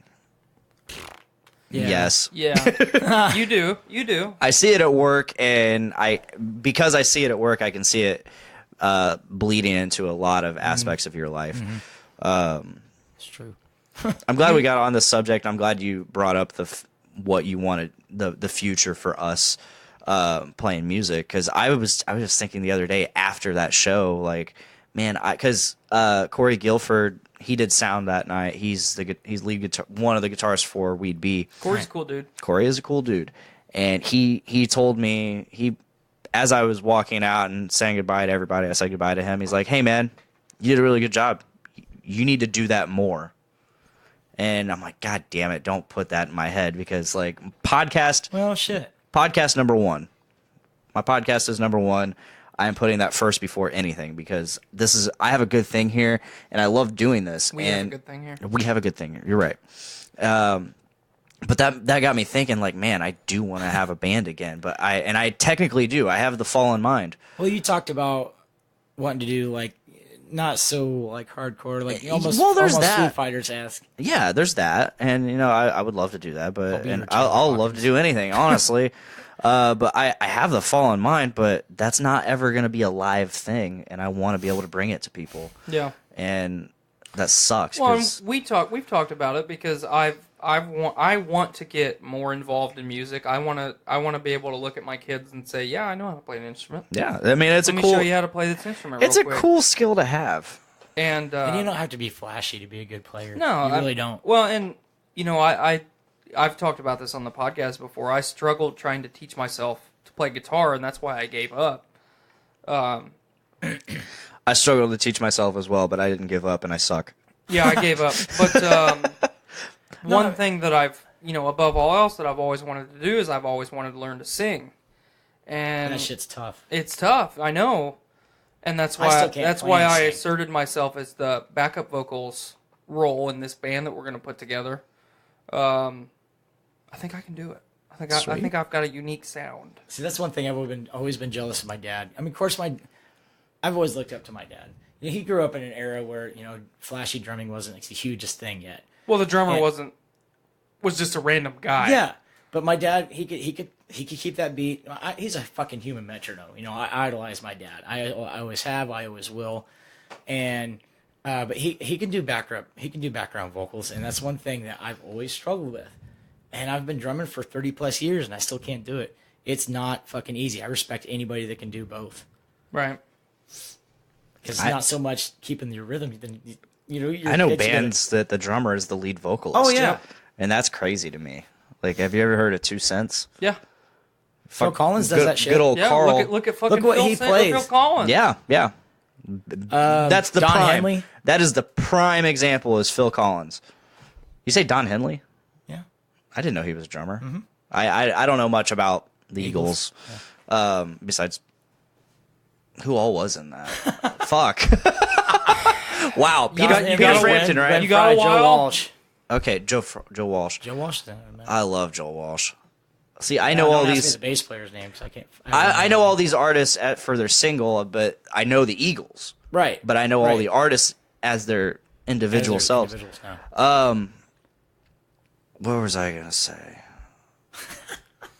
Well, think about it. I don't even know. So let's go. Right. Let's move on. You'll get there. But part of the reason I want to get more involved in music is, one, I want to learn that skill, which you just talked about a second ago. But, and I've said it a lot, as we become adults, we all get our own families or our own hobbies, and we all go separate ways. What? Sorry. Or dogs. That's a family. Yeah. True. My fucking dogs are like my other 2 kids, minus the fat, retarded, blind one. But we all go our separate ways, and as much as I hate to say it, we have to find excuses to spend time with each other because we have such little time. And, you know, I talked about time when I ranted about teachers being the most overpaid industry in the United States. You have, number one, as a American citizen, you have to figure out how much your time is worth. You know, at my previous job, I had to the dollar amount how much my time was worth. So I wasn't doing anything, whether it was in my personal life or with work, if that wasn't equal or greater to what I figured up as my dollar amount, what my time was worth. Mm-hmm. So us putting a little band together and jamming and having a good time, not that we need it, but it gives us an excuse to hang out. Right, and you know, actually, shit like that is how things, like, the ball will get rolling sometimes. My first band, like, you know, back before the City Lights thing, back before I sat in with Frank Muffin for a while, back in the original No Apparent Reason days, it was literally me, Hans, and Dustin hanging out at Hans's house saying, let's just fuck around and play some songs. I started out as the bass player. And, like, it was literally just us fucking around. I know Dustin from high school. We both played. And he actually kind of wanted to start dabbling in bass a little bit, and I missed playing drums. And we kind of switched, and then it literally just started out like, hey, let's just fuck around, whatever. And then a buddy of ours we worked with was having all these house parties and shit. And so he would like to have a band play, and asked if we wanted to throw a few songs together and just fuck around. And that's actually how it started. The next thing you know, we're playing several times a month, getting paid to play, and I was like, fuck, I never thought this would happen. Right. It, like I said, it just starts off with a bunch of guys needing a reason to hang out and fuck around. I've said. I think I just remembered what I was going to say to him. I told you would remember. Because you brought up that. I've said a million times, you're a great drummer, and I'm very excited to live with you and play with you. He's not Richard. And because I've also said a million times, I wish you would play original music. Nothing against. I have in the past. I know you have, and nothing against cover bands because that's where the money's at. Yeah, we're getting paid pretty decently. But like, you were an awesome drummer. You should be participating in writing original music. It is. I do like putting my own spin I on love things. jamming with you, and my limited amount of guitar playing, I love jamming with you. So we haven't done that for a minute either. We'll see where that goes, and hopefully it goes somewhere. At least at least one show's worth of somewhere. Oh yeah. When we get into Studio Joe, shit's gonna get fucking wild. Hell yeah. I love that you brought up your I may let you touch my new bass. Teachers are overpaid thing because it reminded me that I shared a meme. let me switch the stream over. So I shared this the other day. It's a tweet from Samuel L. Jackson. It says, maybe if we underpaid these modern mumble rappers and underpaid teachers, overpaid teachers, there would be smarter people in the future and less shitty music. Like, maybe if you could try reading that as yourself instead of Sam. It's whatever. Jackson, you could So someone understand comments, Starfarce comments, maybe if you'd granted Anakin the rank of Jedi Master, he wouldn't have gone all Sith and wrecked the whole universe with Emperor Palpatine. God damn.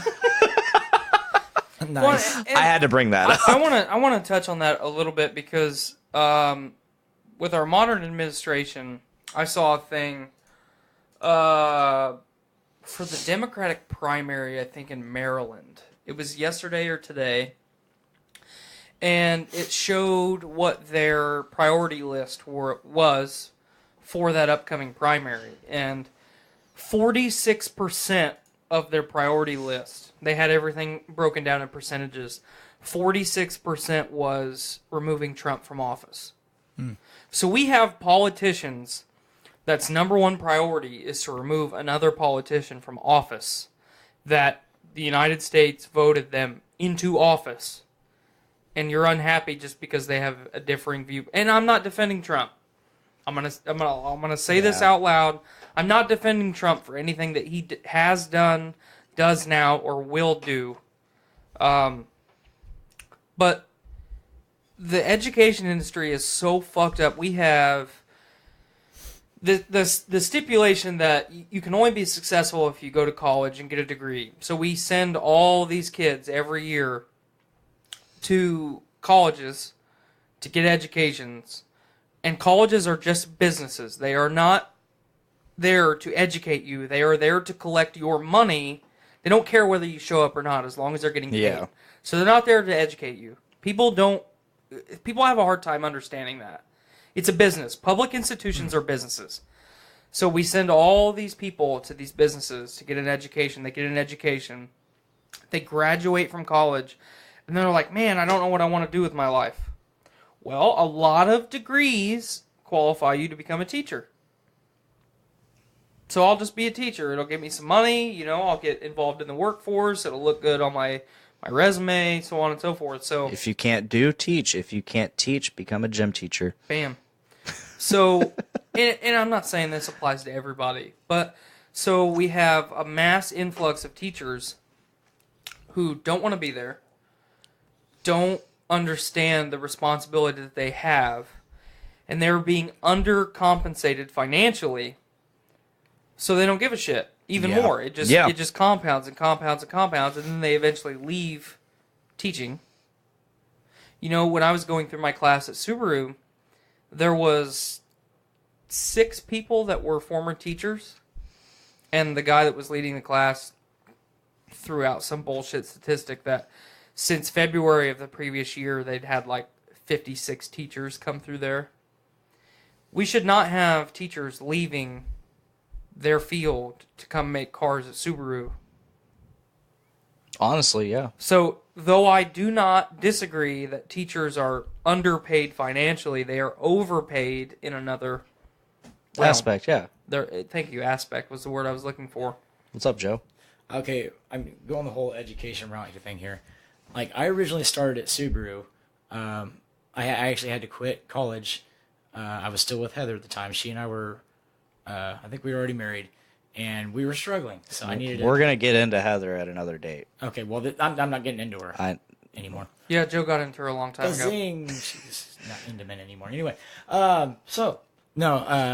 we were struggling, so I quit my college courses and I started at Subaru, and I figured, well, I'll get back to it eventually, and I never did. I'm not regretting. I'm doing good there. Well, you have a career. Right. You should stay where you're at. So, and I'm not gonna call him out because I actually like this guy. But a friend of mine had a post the other day. It kind of struck a nerve. It says, "Whoever seeks higher education should be paid more than those who subside in ignorance.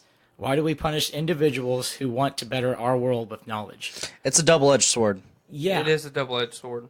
But it kind of I'm not gonna lie, it kind of struck a nerve. I mean, it does, but he makes a point at the same time. It strikes a nerve though, because just because I have not paid for that, and my dad and I have argued about this for almost a fucking decade now. I'm sorry, and this goes out to anyone that's listening to this show that has a college degree. You having that college degree, whether it's an associate's, a bachelor's, a master's, or a doctorate, does not make you any more worth.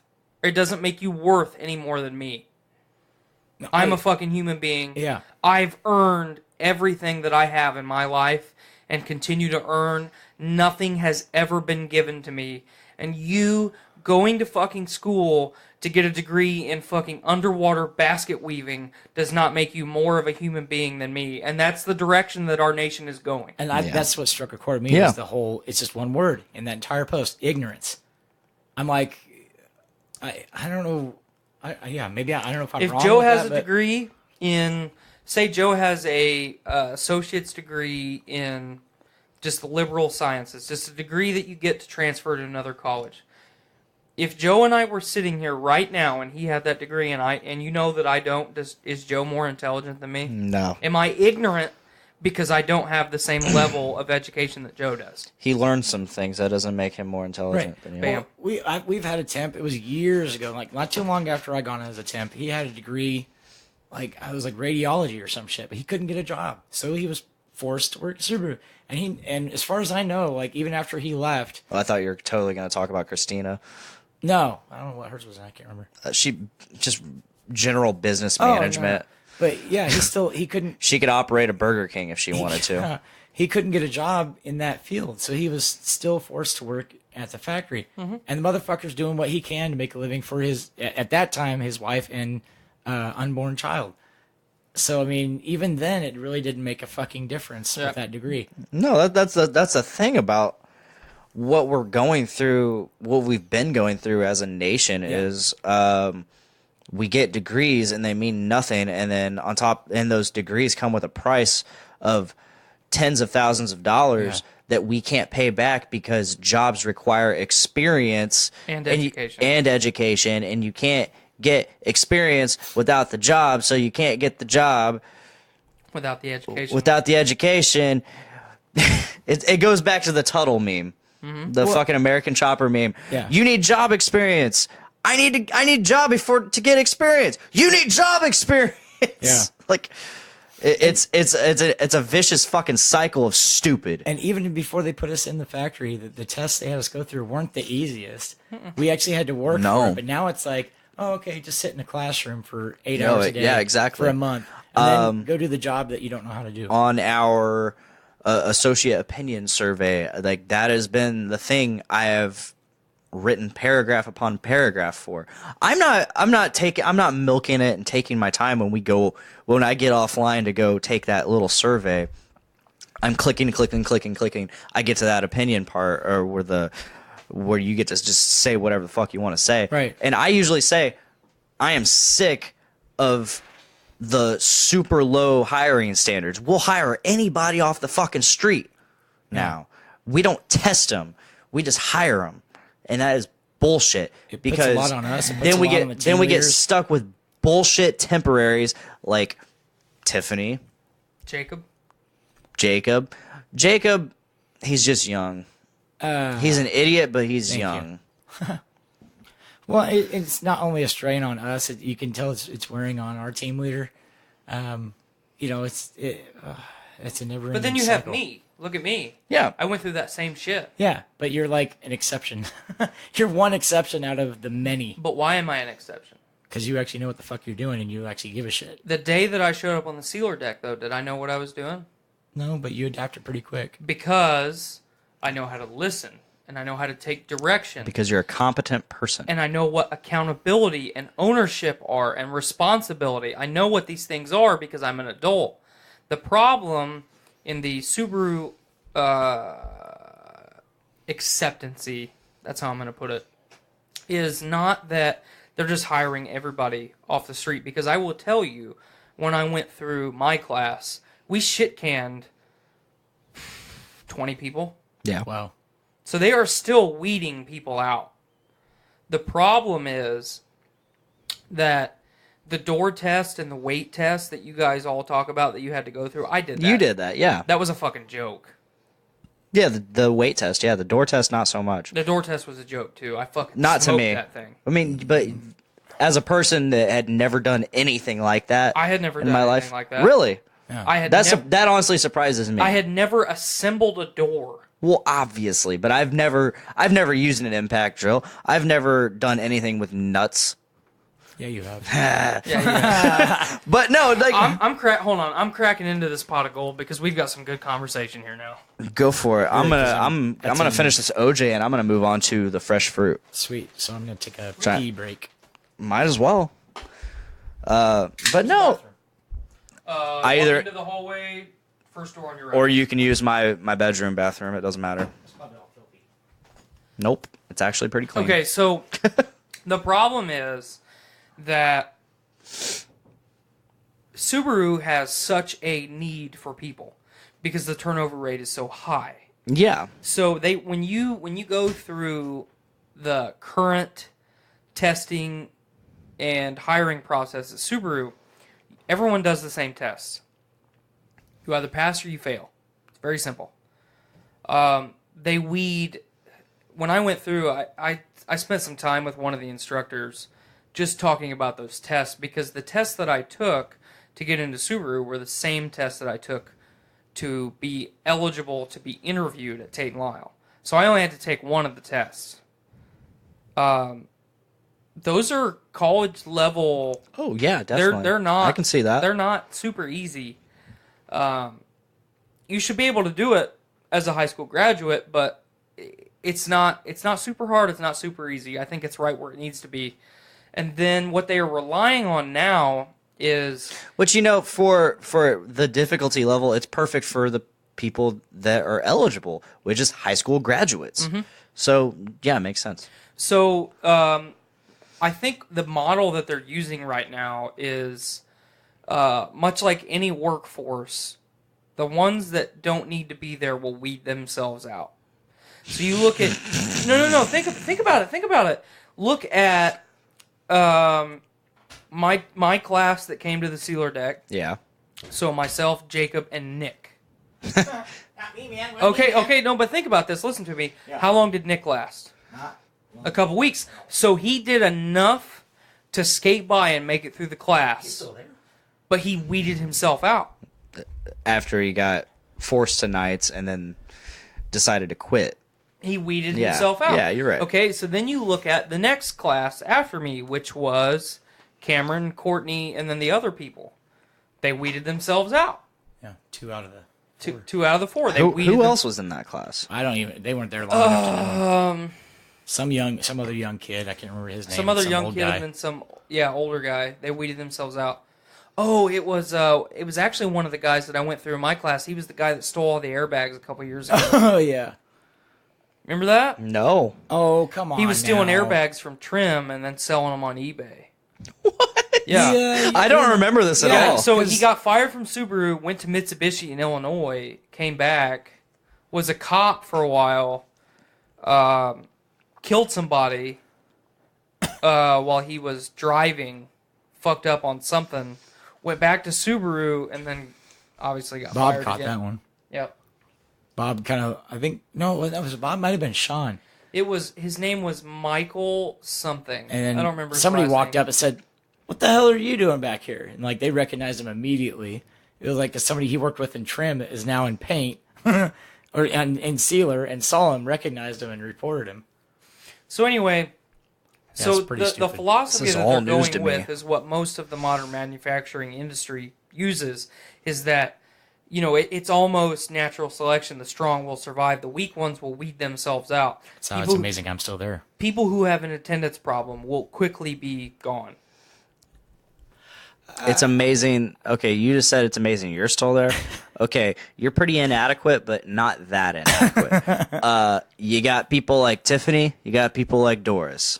But see, no. Think about this. Tiffany is better than the average bear because Panda. even see, I'm glad someone picked up on what I was getting at. But even though she's had all the health problems and all the bullshit that she does, No. She still shows up every day And she does listens. the job to the best of her ability. So let me ask And she you, listens. and she listens most Yeah. of the time. Would you rather have somebody like Tiffany, who just does what she's told, or would you rather have somebody like Jacob, who is always defiant and does not give a fuck, has no accountability and no ownership over the job that they're doing?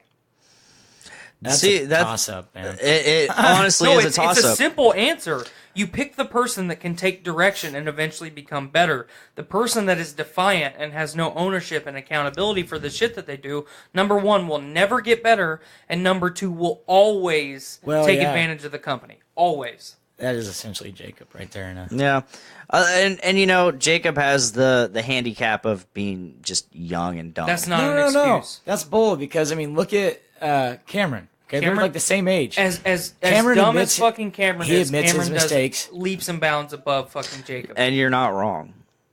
You're not wrong. Age, I'm sorry, but at that point, young and dumb. Jacob's a fucking idiot. He's a piece of shit. But you know, he's still there. He doesn't get. Do you ever see him getting fucking discussion Yes. planners? Yeah, every couple I've seen Really? him down at Desiree's desk plenty of times. I every don't. couple of I weeks. don't. But He is flying under the radar a little bit now because of how much I fucking called his ass out, and I caused Okay. him to fucking end up at that fucking desk okay, around Christmas time. I retract my statement then. I was to say, come on Good. now. So anyway, the problem is when you have the door test and the weight test, you are alienating people that could fit in your system somewhere. Do the people in inspection have anything to do with that fucking door test or that weight test? Well, I mean, really, I does don't anybody either. in paint shop? Honestly, but the majority of people end up in trim shop. That's Yes. true. So that is true. that is a very important We test. actually are very fucking fortunate where we Very. are at. Right. So, but that's why they're doing it right now, because they know that the majority of the people are going to end up in trim shop. The people that get put everywhere else are going to be lucky and then end up in trim shop anyway. I was told when I was going through my class that I was really lucky that I ended up in the paint shop because the people who end up in the paint shop stay in the paint shop. Well, Yes. That's what I was told. That's what I was told. yes and no. It really, primarily, it's the sealer deck. If you end up in the sealer deck, you'll stay Right, there because- for Oh, life. By far, yes. Because nobody wants to go there. well, Well, and they the don't biggest wanna train thing is people. yeah, exactly. The biggest thing is people training. It takes so long to train people that you just stay there. Well, it's like you had Shane Gephardt, right? Mm-hmm. Okay. And I know Shane personally. Shane's a good dude. Okay. Yeah, and he trained me when I was there. I went through his class, and his words stuck with me the entire time. He'd rather have the hardest job in paint than the easiest job in trim. I've had people with mixed reviews. They say trim's not bad, but at the same time, I've been there 7 years, and I really don't have a desire to go anywhere else. Really.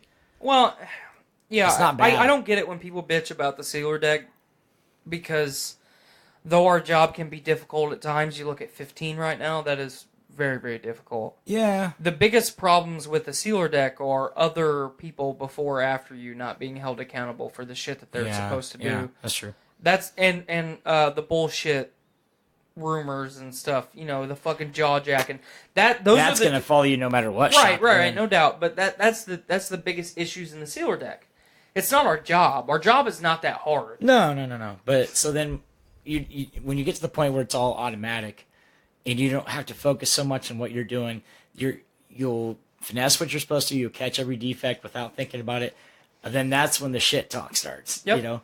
Hey, did you hear what so and so said about Right. you? Well, she's and I've explained this to a couple people on the sealer deck on why that happens because I'm not going to mention any names, but people have come up to me and they're like, "Man, I just don't understand why all you guys do is shit talk each other all day." And I said, "Think about it. Our minds, okay, if you take a person and put them in this room and there's nothing in this room but them, it's just you in an empty room." Yeah. For days and days at a time. Eventually, your mind will break due to lack of human interaction. Well, I mean, and yeah, you will 40 go to fucking 50 hours insane. a week with the same people. Okay, but wait a minute. So, we, even on the sealer deck, spend more time with each other than we spend with our family. Yes. Okay? So we become our own pseudo family, and we gain our own pecking order and kind of hierarchy of people. Mm-hmm. You know, so we have that, and then we have the actual leadership, however adequate or inadequate it is. We have it, and then they have leadership, same thing, which also has a pecking order and yada yada yada. So we're doing these very trivial. I don't want to say meaningless because our jobs aren't meaningless, but very meticulous jobs that eventually repetitive. Thank you. That become repetitive and just second motion. Mundane. You don't have to think about it. Mundane. That was the word I was looking for. Very mundane jobs. So what do we do when we work with the same people all day long, every day for 10 hours a day, and we're thinking about what we're going to do after work and yada yada? Our mind, we will legitimately go insane if we don't find some way to cope with that. So what do? We attack other people. We elevate our status in our own mind, and we interact so we can get through the 8 to 10 hours that we need to get through. Because when I'm at work with you two, and then I get off of work, I'm not entirely the same person that I was 8 hours ago. Because I'm not doing my job. I can actually focus on what I'm talking about. And you and I could go see a movie together, and I wouldn't be making fun of you. But you still would. No, I wouldn't. I mean, honestly, I haven't made fun of you that much tonight. It's true. You are a different person outside of work than you are at work. I'm trying to impress more people. Very. Yeah. But that goes along with what I'm saying. Our minds are different at work because of the shit that we have to deal with. Because it is legitimate stress, whether it's physical or not, it's legitimate stress. Our minds are not built to do these mundane tasks all day, every day. It's just not. We are meant to gather food, kill shit, and fuck. That's what we are here to do. We're not doing any of that shit at work, so we got to find something else to occupy our time with. And I think it's got to be different from shop to shop because we have counting Teresa, 13, maybe 14 people on our team. Well, you figure two people on each job, 10 through 16. So we've got 12 associates plus 2 people offline plus Desiree plus Teresa and plus all the random other people that are walking. That's a lot of people. That's so say a lot 15 people. Yeah, that's a lot of people. That's a lot more drama that could take place. Now you go over somewhere else like where I was at checking quality that day in Black Box. They had like 4, maybe 5 guys on the team. So you got to think too sweet. I'm not getting sweet. So it's sweet. A break from the conversation real quick. I opened up my strawberry fresh fruit, which is a milkshake IPA from 450 North. I've been very excited for this, and we've been saying how we wanted. Does your milkshake bring all the boys to the yard? Oh yeah, mostly Tyler's. Mostly Tyler's. Oh, this is we've been talking about them doing a strawberry milkshake IPA for a while, and I was expecting something a little.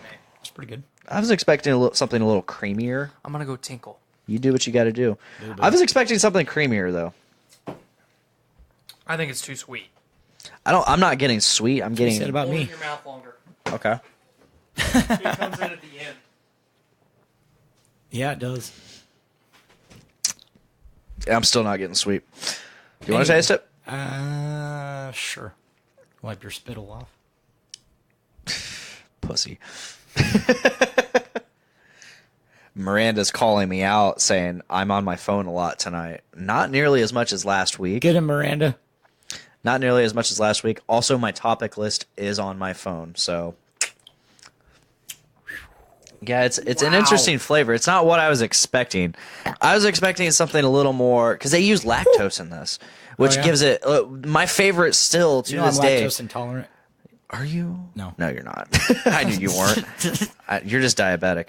Very. No, my favorite one of these so far has still been the pineapple fresh fruit, which was just so great. The pineapple was so great. And then, so we've been... Are you talking about the pineapple fresh fruit? Yeah, I'm talking about the pineapple fresh fruit. Really fucking good. That one kind of hit me a little in the wrong way. Yeah, this one is different. I don't care for it. I wasn't ready for that. Mr. Brett Maxwell says after a month or two, the blueberry actually tasted good. I find Side that hard note, to believe. Blueberry. I was going out to a party a while ago, and they asked me to pick up some Sam Adams, and they had a blueberry whatever. Oh my god! Was it terrible? Yes, I bet. Fucking terrible. Wait till somebody fucking walks up to you and like, hey, try this blueberry beer, and it's Wild Blue. Oh god, Wild Blue sucks. Oh my god, that's so bad. But back to what I want you to try Nutter Cup. I know you. I didn't care for it. You're not personally. a fan. Nutter Cup. Nutter Cup. I love peanut butter, and I didn't care Nutter for Cup is decent. I want to go get a 6-pack of beer. And another fucking generic I want beer. a beer. So, Oh my but God. Let's get some a hams. perfect example on what you were getting back to. So my previous job, I was with a team of 18 to 20 people, spread out throughout the entire facility. We each ran areas that were the size of the entire paint shop. So Oh shit. a lot of responsibility. Doing shit on the computer, doing shit in the field, so on and so forth. It's 100 degrees in there. People are fighting, yada, yada, yada. But we were self-managing teams. That was our Lafayette management system.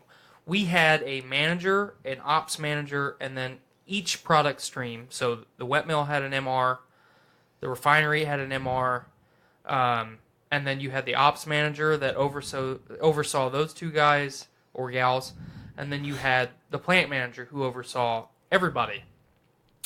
We had all of the operators, TR, which is basically the AR rep that we have now, except they actually worked. They actually worked on the team. It was just one of us that volunteered to become the TR. I got you. And then you had the TC, which took that a different was way. Teresa and Desiree's job combined into one. Oh, okay. So on nights, one of them would be the plant coordinator, so they would be the on-shift plant manager, essentially. It was no different there than it is on the sealer deck. We all did the same shit, and we worked 12-hour shifts. There was a lot of idle time. If it's 2 o'clock in the morning on Christmas and we're not running very fast, we were moving material at 3,000 gallons a minute. So, Shit. we were making, legitimately, they said this slogan when I first started there, and I thought it was bullshit, but every second you make $1 million decision. Because at that refinery where I worked, within 48 hours, the product that we made would be in a can of Coke on the shelf within 48 hours. So if anyone in America has consumed a Coke or a Pepsi or any soft drink in the last 5 years, I've made the syrup that was inside of it. Huh.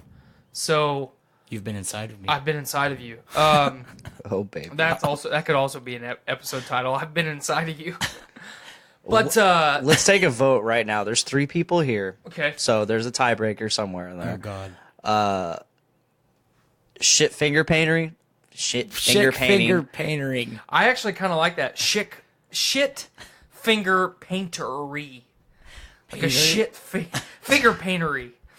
It's like a fucking bakery, but it's shit finger paintery. Or I've been inside of you. Which one, Joe? Okay, well, what's the vote? Shit finger painting. I know, but like, who's voting for what? We're You said clearly I was the voting for tiebreaker. each other. Well, I wasn't going to say that. I just wanted Joe to vote. I thought Yeah, that was the let's see tiebreaker. what you say. Yeah, vote for one, Joe. Okay, so we're going with the paintery, painting. Paintery or painting? Which one is it? Painting. Painting. Okay, painting. Or Or I've been inside of you. I've been inside of you. Well, considering I've been a whore for the past year, let's go with I've been inside of you. What are you going with? What if we combined them? I've been inside of shit finger paintery. I've been inside of Too shit long. finger painting. That's too long. We can't do that. I'm I've not been doing inside- it. I've been your inside shit. your shit finger painting. Too long. My finger's been inside your shit paintery. I'm gonna go with I've been inside you. All right, we'll go with that. All right. I've been inside of you. You never know. We've got like 15 more minutes. We could probably come up with another good one. But anyway, what I was getting at is the dynamic was the same. The hierarchy of people did not matter at all. Right. We were all being paid the same, just like Subaru. Other than the temps and the associates, you're all being paid the same when you reach the same level. You're all doing the same jobs and have the same responsibilities and the same expectations most of the time. We as people just do that to each other. Yeah. know, is it like as cliche as too many cooks can spoil the broth kind of shit? Yeah, absolutely it is. Because that's my point about how many of us. Shut up, Blaine. Too many cooks. Too many So cooks. I mean, that's my thing is about how many of us work up there. I want to watch that compared video. to some of the places in the paint shop that a team leader is only in charge of like 4 or 5 guys. But I almost guarantee it's the same thing. Is it the same? I almost guarantee it's the same thing because To me, I think that would be more because volatile because well, think the about same guy every fucking it. day. I experience it every day. I work with Tiffany and Doris, the same quarters. I work the same jobs pretty much every quarter, every day. I really wish you could have been there for her and Blaine's exchange because she was so fucking hot-headed and fired up. And he was just like, she went at me yesterday though. Well, I got it before he did. his response though was just like, okay. And that's Okay, all- so I got She- attacked. But it was Hold on, great let because me finish. it was awesome because she got so much more mad because he didn't get offended. He did not fucking care, and it made her more and more pissed. You didn't Dude, it was- let her win, It Blaine. was glorious, man. She's like, I know you're not the fucking team leader. I just want to tell you your fucking face. And he's like, okay.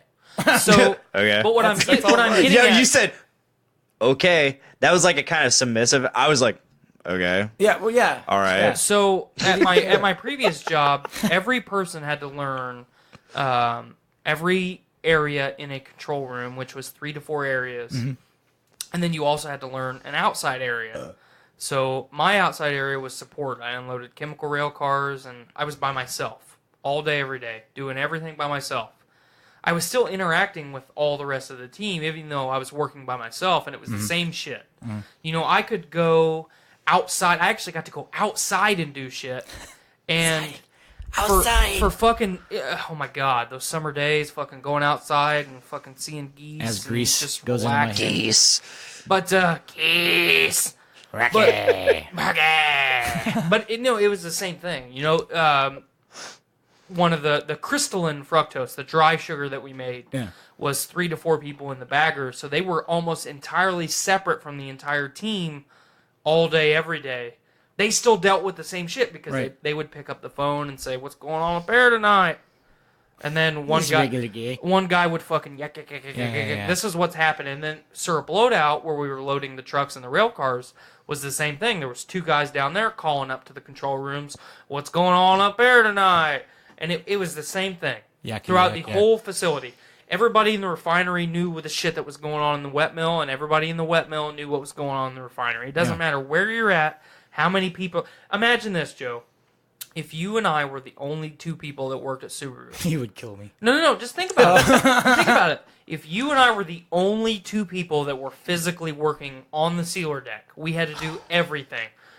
It was like a fucking 40-minute tack time, and we just walked with the car all the way down, and then the car would shuttle out, and then we would, very fucking nonchalant walk back to the next car. I would die. It would kick out of the robot zone, and then we would walk all the way down. Think about how many days it would take for you and I to fucking be screaming at each other.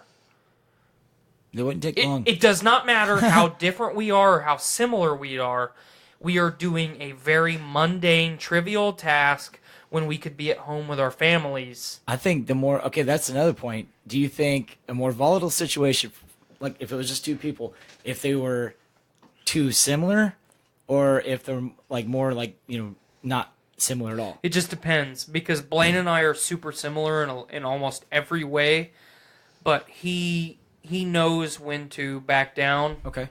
And I also know when to back down to him. Right. There's a mutual respect. I know that if I bring something to his attention, so if I said, "Blaine, I bought a computer," like if I just showed up right now and I said, "Blaine, I bought a computer," and he would instantly be like, "Cool, dude, what did you get?" And I would tell him what I got, and then he would either respond with, "Oh, you should." "Cool, that's a really cool computer, or really good computer," or, "Dude, that's a fucking piece of shit. You shouldn't have bought that." And it would be the same way if he brought that to my attention. I would say, "Cool, dude, you made a good decision." Or I would say, "Dude, you're a fucking idiot. You should have listened to me on what you should have came to me, and I would have told you." That's your what to buy." typical. You should have listened to me. No. And that's how exactly it would be. Like he would have been literally like, "Oh, that's a piece of shit," and you would be like, "Dude, you're a fucking idiot." That would be But we exactly have how it that would go. dynamic because we have respect. Oh yeah. And it's no different between you and No. I because, as much as you say I talk shit about you, I don't. I just like to call you out Never on said stuff. that. Oh, well, I guess. No. You're just saying. Yeah, I'm just saying yeah. in general terms. I got you. I'm not saying that you say that I talk behind your back. I'm just saying. I'm not saying that you terms. say that I say that. Right, say it. But that is the one instance where it depends on the dynamic of people. Yeah. Because remove me from the situation. I don't want to remove you from my situation. And put you and Teresa together. Say you and Teresa are the only two people. Oh, well, yeah. Eventually, you guys are going to get on your nerves or on each other's nerves. You have to find that dynamic. Because I'll tell you right now, and I've said it before on the podcast, the first week that I was on the sealer deck where I was actually working, my first thought of this motherfucker was, wow, I got to work with this fucking douchebag. Douchebag. Because I've met Blaine prior to Subaru. Oh, okay. We've hashed this out because I know Mike prior to Subaru. Mm-hmm. Well, it's amazing because, like, talking about those connections, and then the longer we work together, the more we realize we know the same people. Yeah, I went to school with your niece. My niece, my cousins. Yeah, I went to school with a lot of fucking people. I taught Mike years ago. Yeah. So, I mean, it's like the more we talk, well, shit, that wedding you were in. Yeah. I didn't realize you walked Kelsey when I was a down bridesmaid. Sounds great. But yeah, I didn't realize you walked Kelsey down the aisle until yesterday. Oh, yeah. After I remember it fucking clear as day when she said, fucking be careful. Walking in heels in the grass. Yeah, she's fucking walking in heels in the grass, and it's like, don't throw me down. Don't throw me down. I'm like, I'm gonna do what I can, but if you're going down, I'm not gonna fucking break my neck trying to get you. I got video of Kelsey in Carl's apartment beating the fuck out of somebody. No, damn it. It was just this random video. I believe the video is titled "Random Carl Quotes." Oh, videos. Side note here. I've got, apparently Nate has video evidence of you losing an arm wrestling match to Olivia, by the way. Yes, I did lose an arm wrestling. Get the fuck out. No, I am going to... First of all, Mr. Nate Vanderwall, he tells stories and he never tells them right because he is always drunk as fuck in all of them. He's got video evidence. Okay, yeah, and like I said, I already said I lost. Oh, okay. Yeah, how are you going to let yourself lose to the inferior? Look, dude. He said that's a joke. Fucking podcast. Don't get mad because I said women are inferior. He was just saying that you had an excuse for why you lost, and the excuse was actually almost worse than actually losing. He said it was like a stalemate for the longest time. And it was. Were you on Ambien? Yeah, but I'm just saying. No, it was if you know me and my work ethic, I was just minimal effort. Olivia and I, we were like this for like a good solid minute or two. I know. That's what I'm like saying. It's like you gave up. That's almost worse than the stalemate. Oh, I know. I'm just like, fuck this. Like, there's neither of us were winning. So you know my friend Travis, yeah, right? Yeah. So Travis and I were at a D&D event 6 months ago, and we were in character, and my character is like, just imagine me in a fantasy setting, except drunk all the time. Yeah. So that's my, and with fire for hair. That's my character. So it's like just you with fire for hair. Fire for hair, right? So fair. His character is a sentient 7 foot tall, like 500-pound turtle. Okay. Like a fucking badass turtle, like biting people's heads off and shit. Please tell me his name's Leo. So it's I can't remember what his character's name is because we haven't played for. He months. said he didn't even say a name, and you said "damn." But so damn, it's Gideon Mantleback. Is his character's name.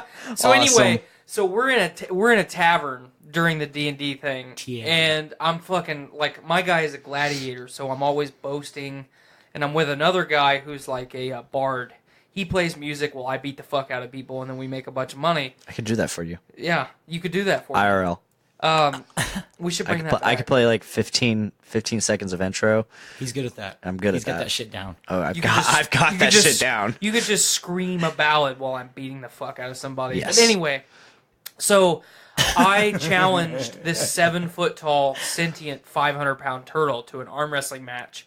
And you saw Travis when he was here. Yes. So Travis is a large man. He is a large man. I have boasted for many years how strong I am and how I used to compete in strongman competitions and yada yada yada. And obviously I've let myself go.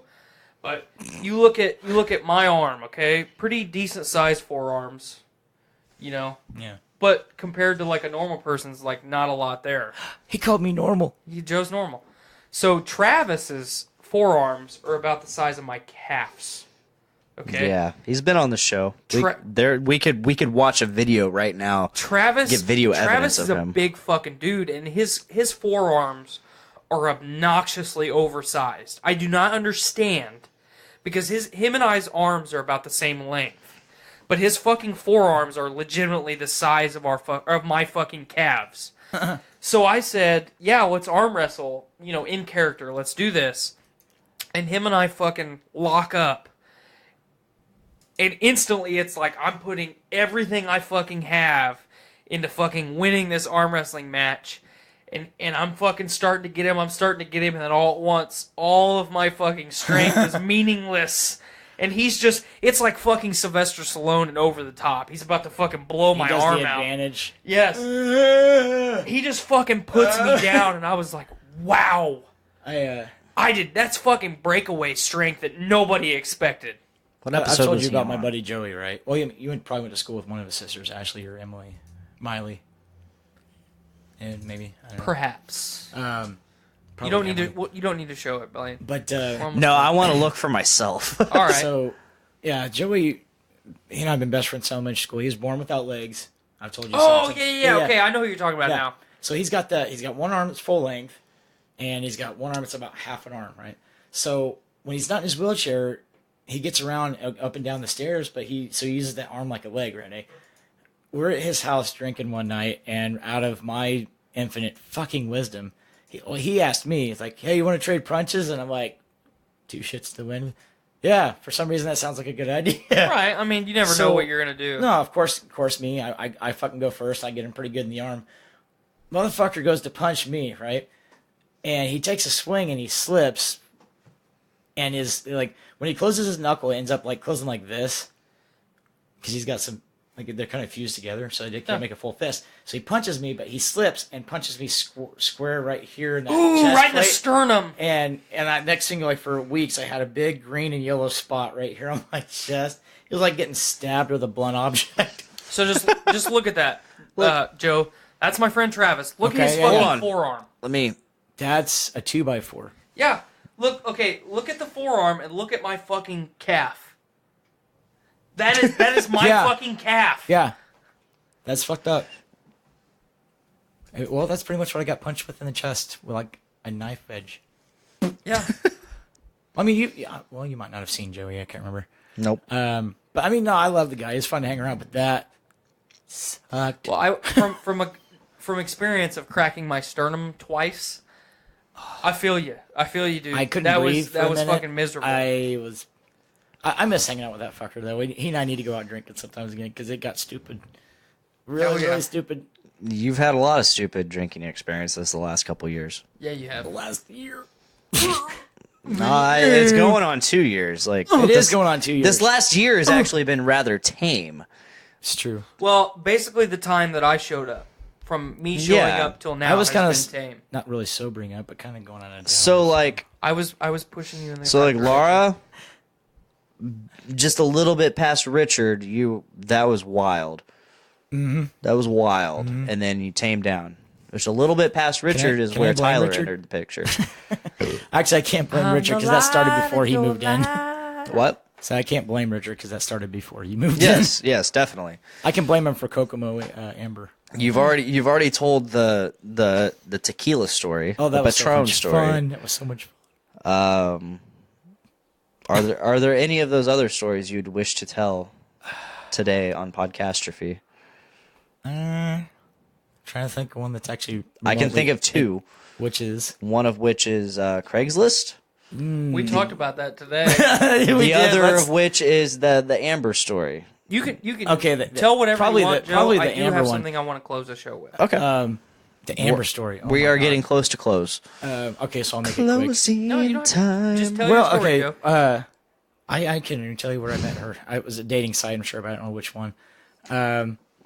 No, yes, I met her. We talked for a while, and I was taking Richard's advice on just random shit to say to her, right? It was POF. And was it? I remember. Okay.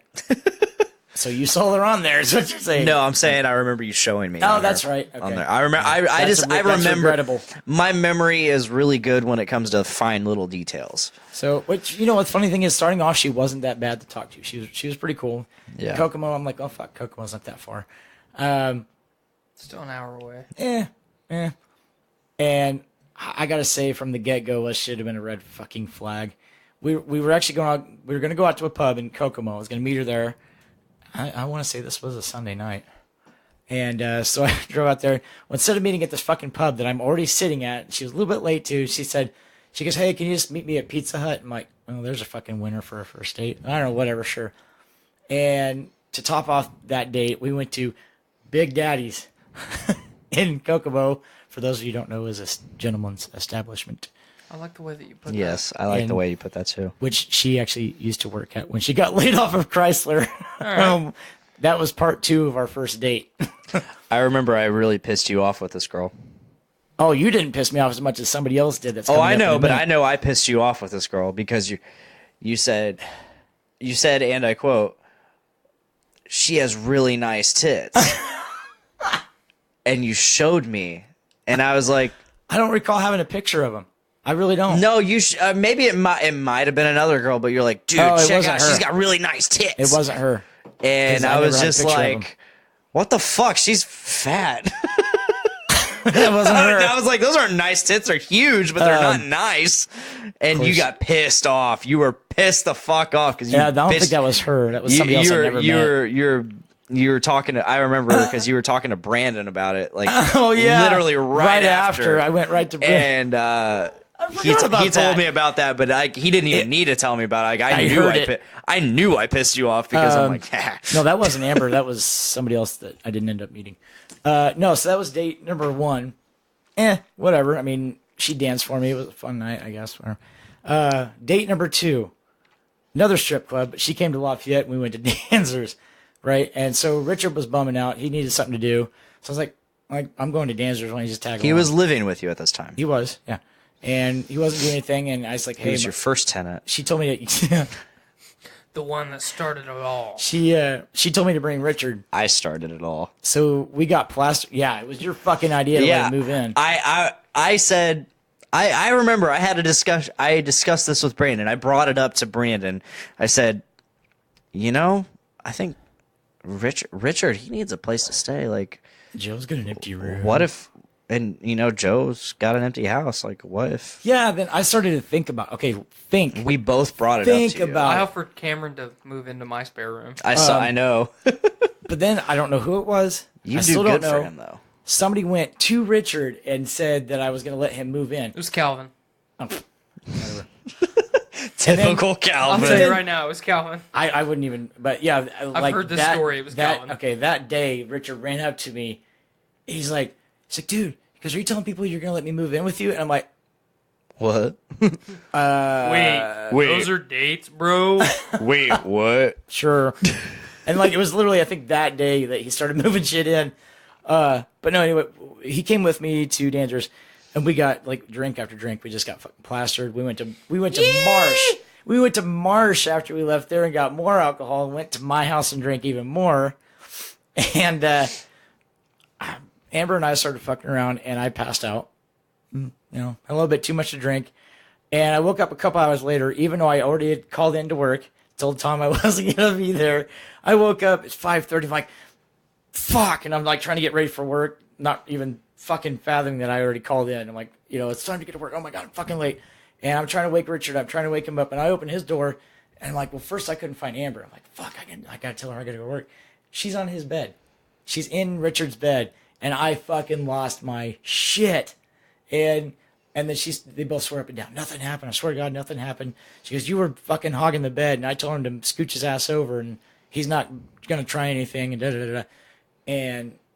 But, after all that, I'm like, whatever, nothing happened. But then, I'm like a little fucking fishy. I know Richard. There's a woman in his bed. Like hell, he wasn't going to do anything. And he lied about it for what? 3 months? 3 months.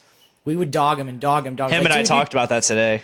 Did you really? Yeah, I was like, because he said something, and I was like, oh, don't worry, the truth will come out in 3 months. Because he'll swear up and down for this time, And then 3 months later, he'll be like, "Oh yeah, I did that." Yeah. So it finally took Calvin and Brandon. He finally just broke and said at one point, he goes, "It wasn't my fault. She grabbed my wiener." Which and is then, fair. Then one of the two, maybe even both, came right up to me and, "Hey, fuck, Richard just admitted to fucking Amber." I was like, "I fucking knew it." He did. I wasn't mad. That's the thing is, I told him I wasn't mad that he did. You were mad that he lied. For 3 months. Yeah. I did not care. I get that. I understand The that. reason I didn't care is, one, it was 2 dates. 2, I found out not long after that she was dating a guy for 5 months. That was in the fucking military. I'm like, nope, sorry, I don't do that shit. But yeah, I was pretty pissed that he lied, but I didn't really care that he did it. That's always the thing. Like 3 months. Anytime you guys make a decision that I don't agree with, I'm number one. I'm not your mom. I'm not your dad. I'm not here to tell you right from wrong. Yes, you are. I mean, I kind of am. And then you get mad when we don't listen to I you. mean, right? I get mad when you guys don't listen. But to be fair, I normally do. You try to anyway. You don't always do, but you at least try to. But if you guys don't heed my advice on something that I talk about a lot or I know about, and then were to lie to me about it for any length of time, even if you lie to me for 12 hours that you didn't buy something, I'm going to be pretty fucking pissed. Because when you're lying about something, especially like what the story that Joe just recounted, you're lying about a girl that really in the grand scheme of things doesn't fucking matter. Yeah. It doesn't matter at all. So how highly do you hold me if you're going to lie about something that is completely irrelevant to our relationship? I'll tell you right now, you fucking lie to me about anything, I'm going to break your fucking neck. Don't fucking lie to me. I'm not a liar, so. Because I don't... I love calling him out on shit, though, because when it finally comes out... Because he'll deny it and deny it and deny it, and then out of the nowhere he'll be breaks. like, "Oh yeah, oh yeah, I fucked her." Right. Like, Are you talking about no neck hunchback? It's even... What? When he finally admits it, you're not surprised. You're just like, yeah, we know. Yeah. We don't care that you admit it. We already knew. Yeah. Or that the fact that he didn't have my basketball. That was like, I don't have your basketball, bro. He comes over to do laundry one day. Hey, look what I found in the back of my garage. Think about how many times he fucked that basketball. That's why I haven't touched it since he brought it back. That's why it was flat when you got it. I'll play with it. Yeah, you will. Yeah, I will. Yeah, you will. You got anything else to say, Joe? It's time to wrap her up. I'm good, bro. Miranda just texted me. She goes, "So what you're saying is if a girl grabs your dick, you're not going to stop her?" Obviously, I'll stop her. I'm in a relationship. He was not. Yes. He was not. We're talking about Richard, too. Yeah, we're talking about Richard, too, context. who is like the king of fucking infidelity. All right, Miranda. Okay, PSA for Miranda specifically. You need to settle down with your man here. See, Blaine realizes he's got a badass woman, so... Yes, right. I Number do. one, that. Number two... Absolutely. Number two, I'm a whore. Blaine's in a relationship. So he actually has morals. And Yes. I have morals. Let's not when get into the moral compass Hold thing. on, wait a minute. I have morals even when I'm not in a relationship. Number three, if you think for 1 minute that I'm not going to steer his ship the right direction and not just allowing hoes to be grabbing up on this man's dick, because number one, it's my dick. That's my life partner. Number two, It's his meat. You're down there swabbing the poop deck, doing what you need to do. You're the fucking first mate, so to speak. What's that make me? I'm left in the dark. You're the quartermaster. For those who were listening, or for those who watched my live stream earlier today and my little hangout that I did, for the record, smashing happened, and it was a good time. All right. So anyway, Christ. yeah, I'm not letting these hoes grab up on my man's dick. It's my dick. Yeah, he needs to steer in my direction. It's my dick.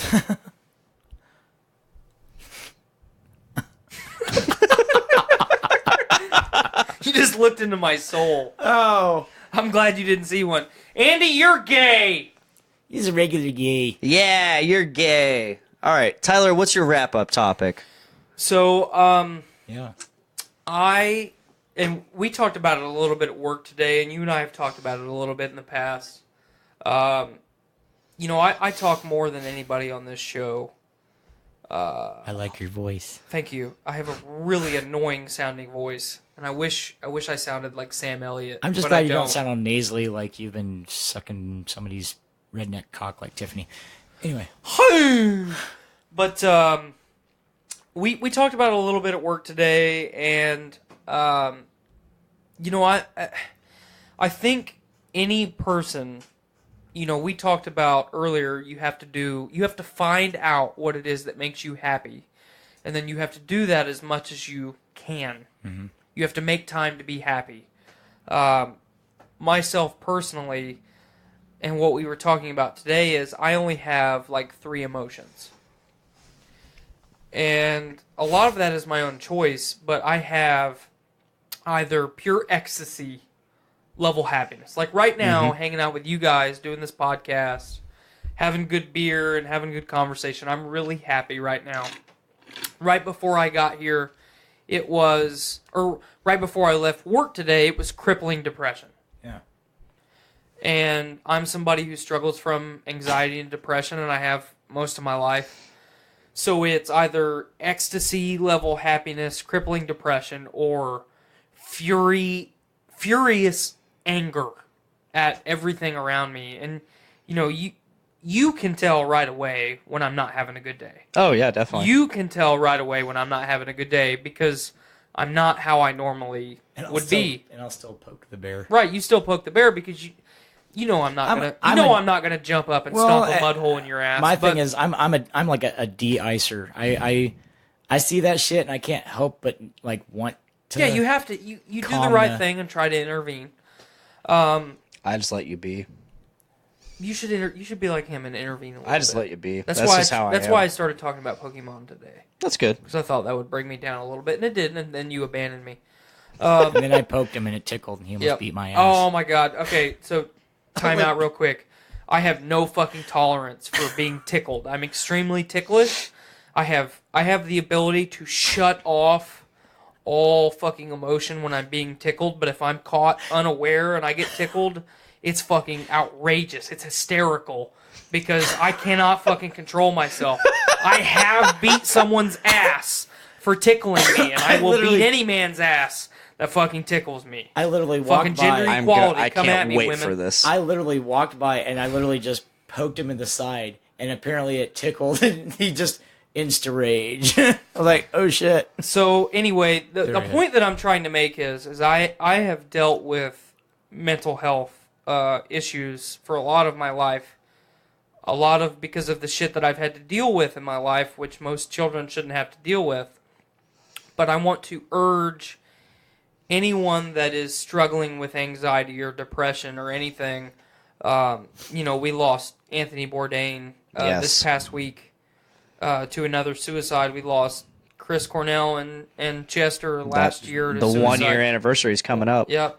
You know, Weiland. We lost Weiland to fucking suicide.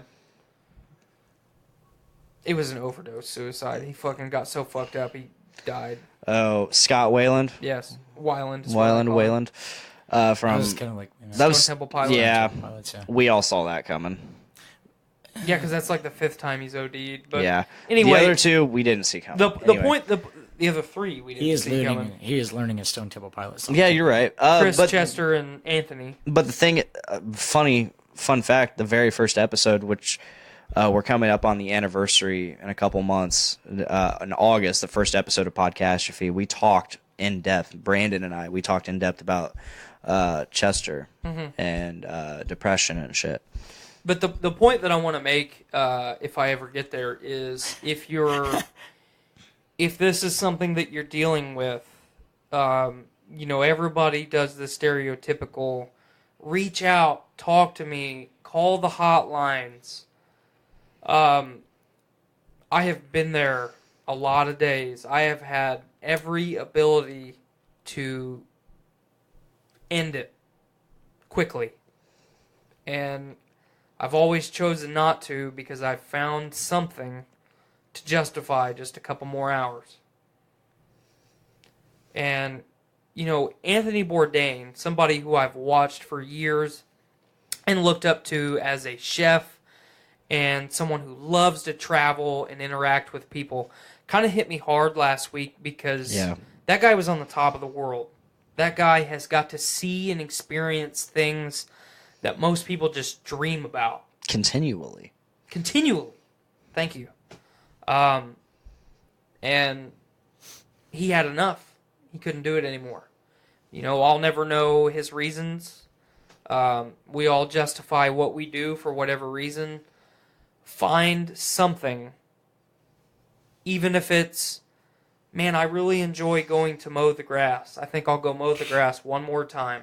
And that's, I mean, it's funny but every day is about winning the little battles. Like, I'm gonna get out of bed on time today, and I'm gonna go to work, and I'm gonna say hi to every person I walk up to, and ask them how their day's going. And I'm gonna talk to Blaine at lunch about, you know, what he did last night and what his plans for the weekend are. You have to find something to justify just a couple more hours. And if you do that, you will eventually get to a point where you don't have to justify a couple more hours. You justify a couple more days, and then a couple more weeks, then a couple more months, then a couple more years, and then you get to a point where you find what it is that you need to do to be happy. We all have the ability to be that way. So I wanted to end the show on a little bit of a somber but positive tone. Yeah. So if you need to talk, reach out to us at Podcastrophe. Either one of us, Dick, Tyler. I'm always here. Joe's listened to me fucking rant about shit. I've listened to him rant about shit. You and I have talked about shit. We're all human. We're just trying to make it through the day. Mm-hmm. I'm not human. I am a meat popsicle. God damn it, Joe. That's all, damn it! All right, guys. For those watching, thank you for watching. Thank you for sharing. Oh boy. Oh man. Wow. Thank you. You know what's Tyler. really sad? Huh? The live feed's not picking this up. Not at all. Because it's fucking cut. It's cut right where I'm doing. Tyler is rubbing my knee with his foot. Anyway, so thank you for watching. Thank you for listening. Fuck off, Andy. God. Every week at around 5:30 or 6, check us out live on Facebook on the Podcastrophe page. If you can't do that, listen to us every Thursday on the Journey into Comics Network if you're subscribed to them. Check us out on Spotify, Podbean, iTunes, Stitcher Radio, Google Play Music, and more. All your podcasting services. All of them. And if you want, we have a Patreon for $1. You get early access to every episode as soon as they're available. And if you pay $3, you get extra content. I do want to let all the people watching the live stream and all the people listening know that there is a possibility that in the next month we change the day that we live stream. Yes. And location. That's not a possibility. Location is happening. Location is happening. There is a possibility that the day of the live stream will change. More information pending. Yeah, audio will always be Thursday until further notice. Mm-hmm. So that's all I have to say. All right. Well, if that is it, that is it. Thanks for joining us again, Joe, for the fucking Adventures of Joe Part 2. Yes, Part 2. Thank you. Very adventurous. It's been a good episode. I'm happy with it. I'm just glad Joe got to come back. Same. Me too. Honestly, he's been a great podcaster. The best surprise guest ever. Yeah. I thought about having Richard like just barge in. I would have been mad for like half an hour. Just imagine a show with Richard and I just talking about how we were. Oh, it would have been fun. How you guys butt fucked each other? Well, that would become like part 2. But then I thought about it. I'm like, wait a minute. suspense. He's got his kid from like North Dakota or wherever North Dakota for the summer. So I'm like, he's Which not one? going to come. I mean, he's All got of like, what, 6 now? 7? The 10-year-old or whatever. I know. He's The one that actually has something to do with him. The one that played basketball with him and never did by basketball. So I thought about being like, hey, dude, come over for like half an hour. Joe's going to be there. Oh, Lord. And then I'm like, he's got his kid. He's probably not going to do that. Broke his neck. Yeah. In front of his child, and We then I need would've to bring taken his Richard child back as my on own. eventually. That would be a funny show. Me and him So- just talking about living together. Fuck off, Andy! What's wrong with Andy? I don't even know this guy. Who's All trying right. to fuck off. So Out there. Oh, if that is all, that is all. That is all. Thank you for watching. Say bye, Joe. bye, Joe. I'm done. Thank you guys. I'm Dick. That's Tyler. That's Joe. Make every day a big dick day. Bye, guys. You got a small dick. Nuh-uh.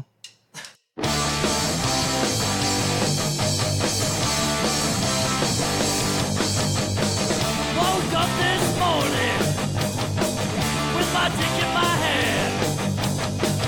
Girl is to the right of me, just like I planned. It's gonna be a big dick day.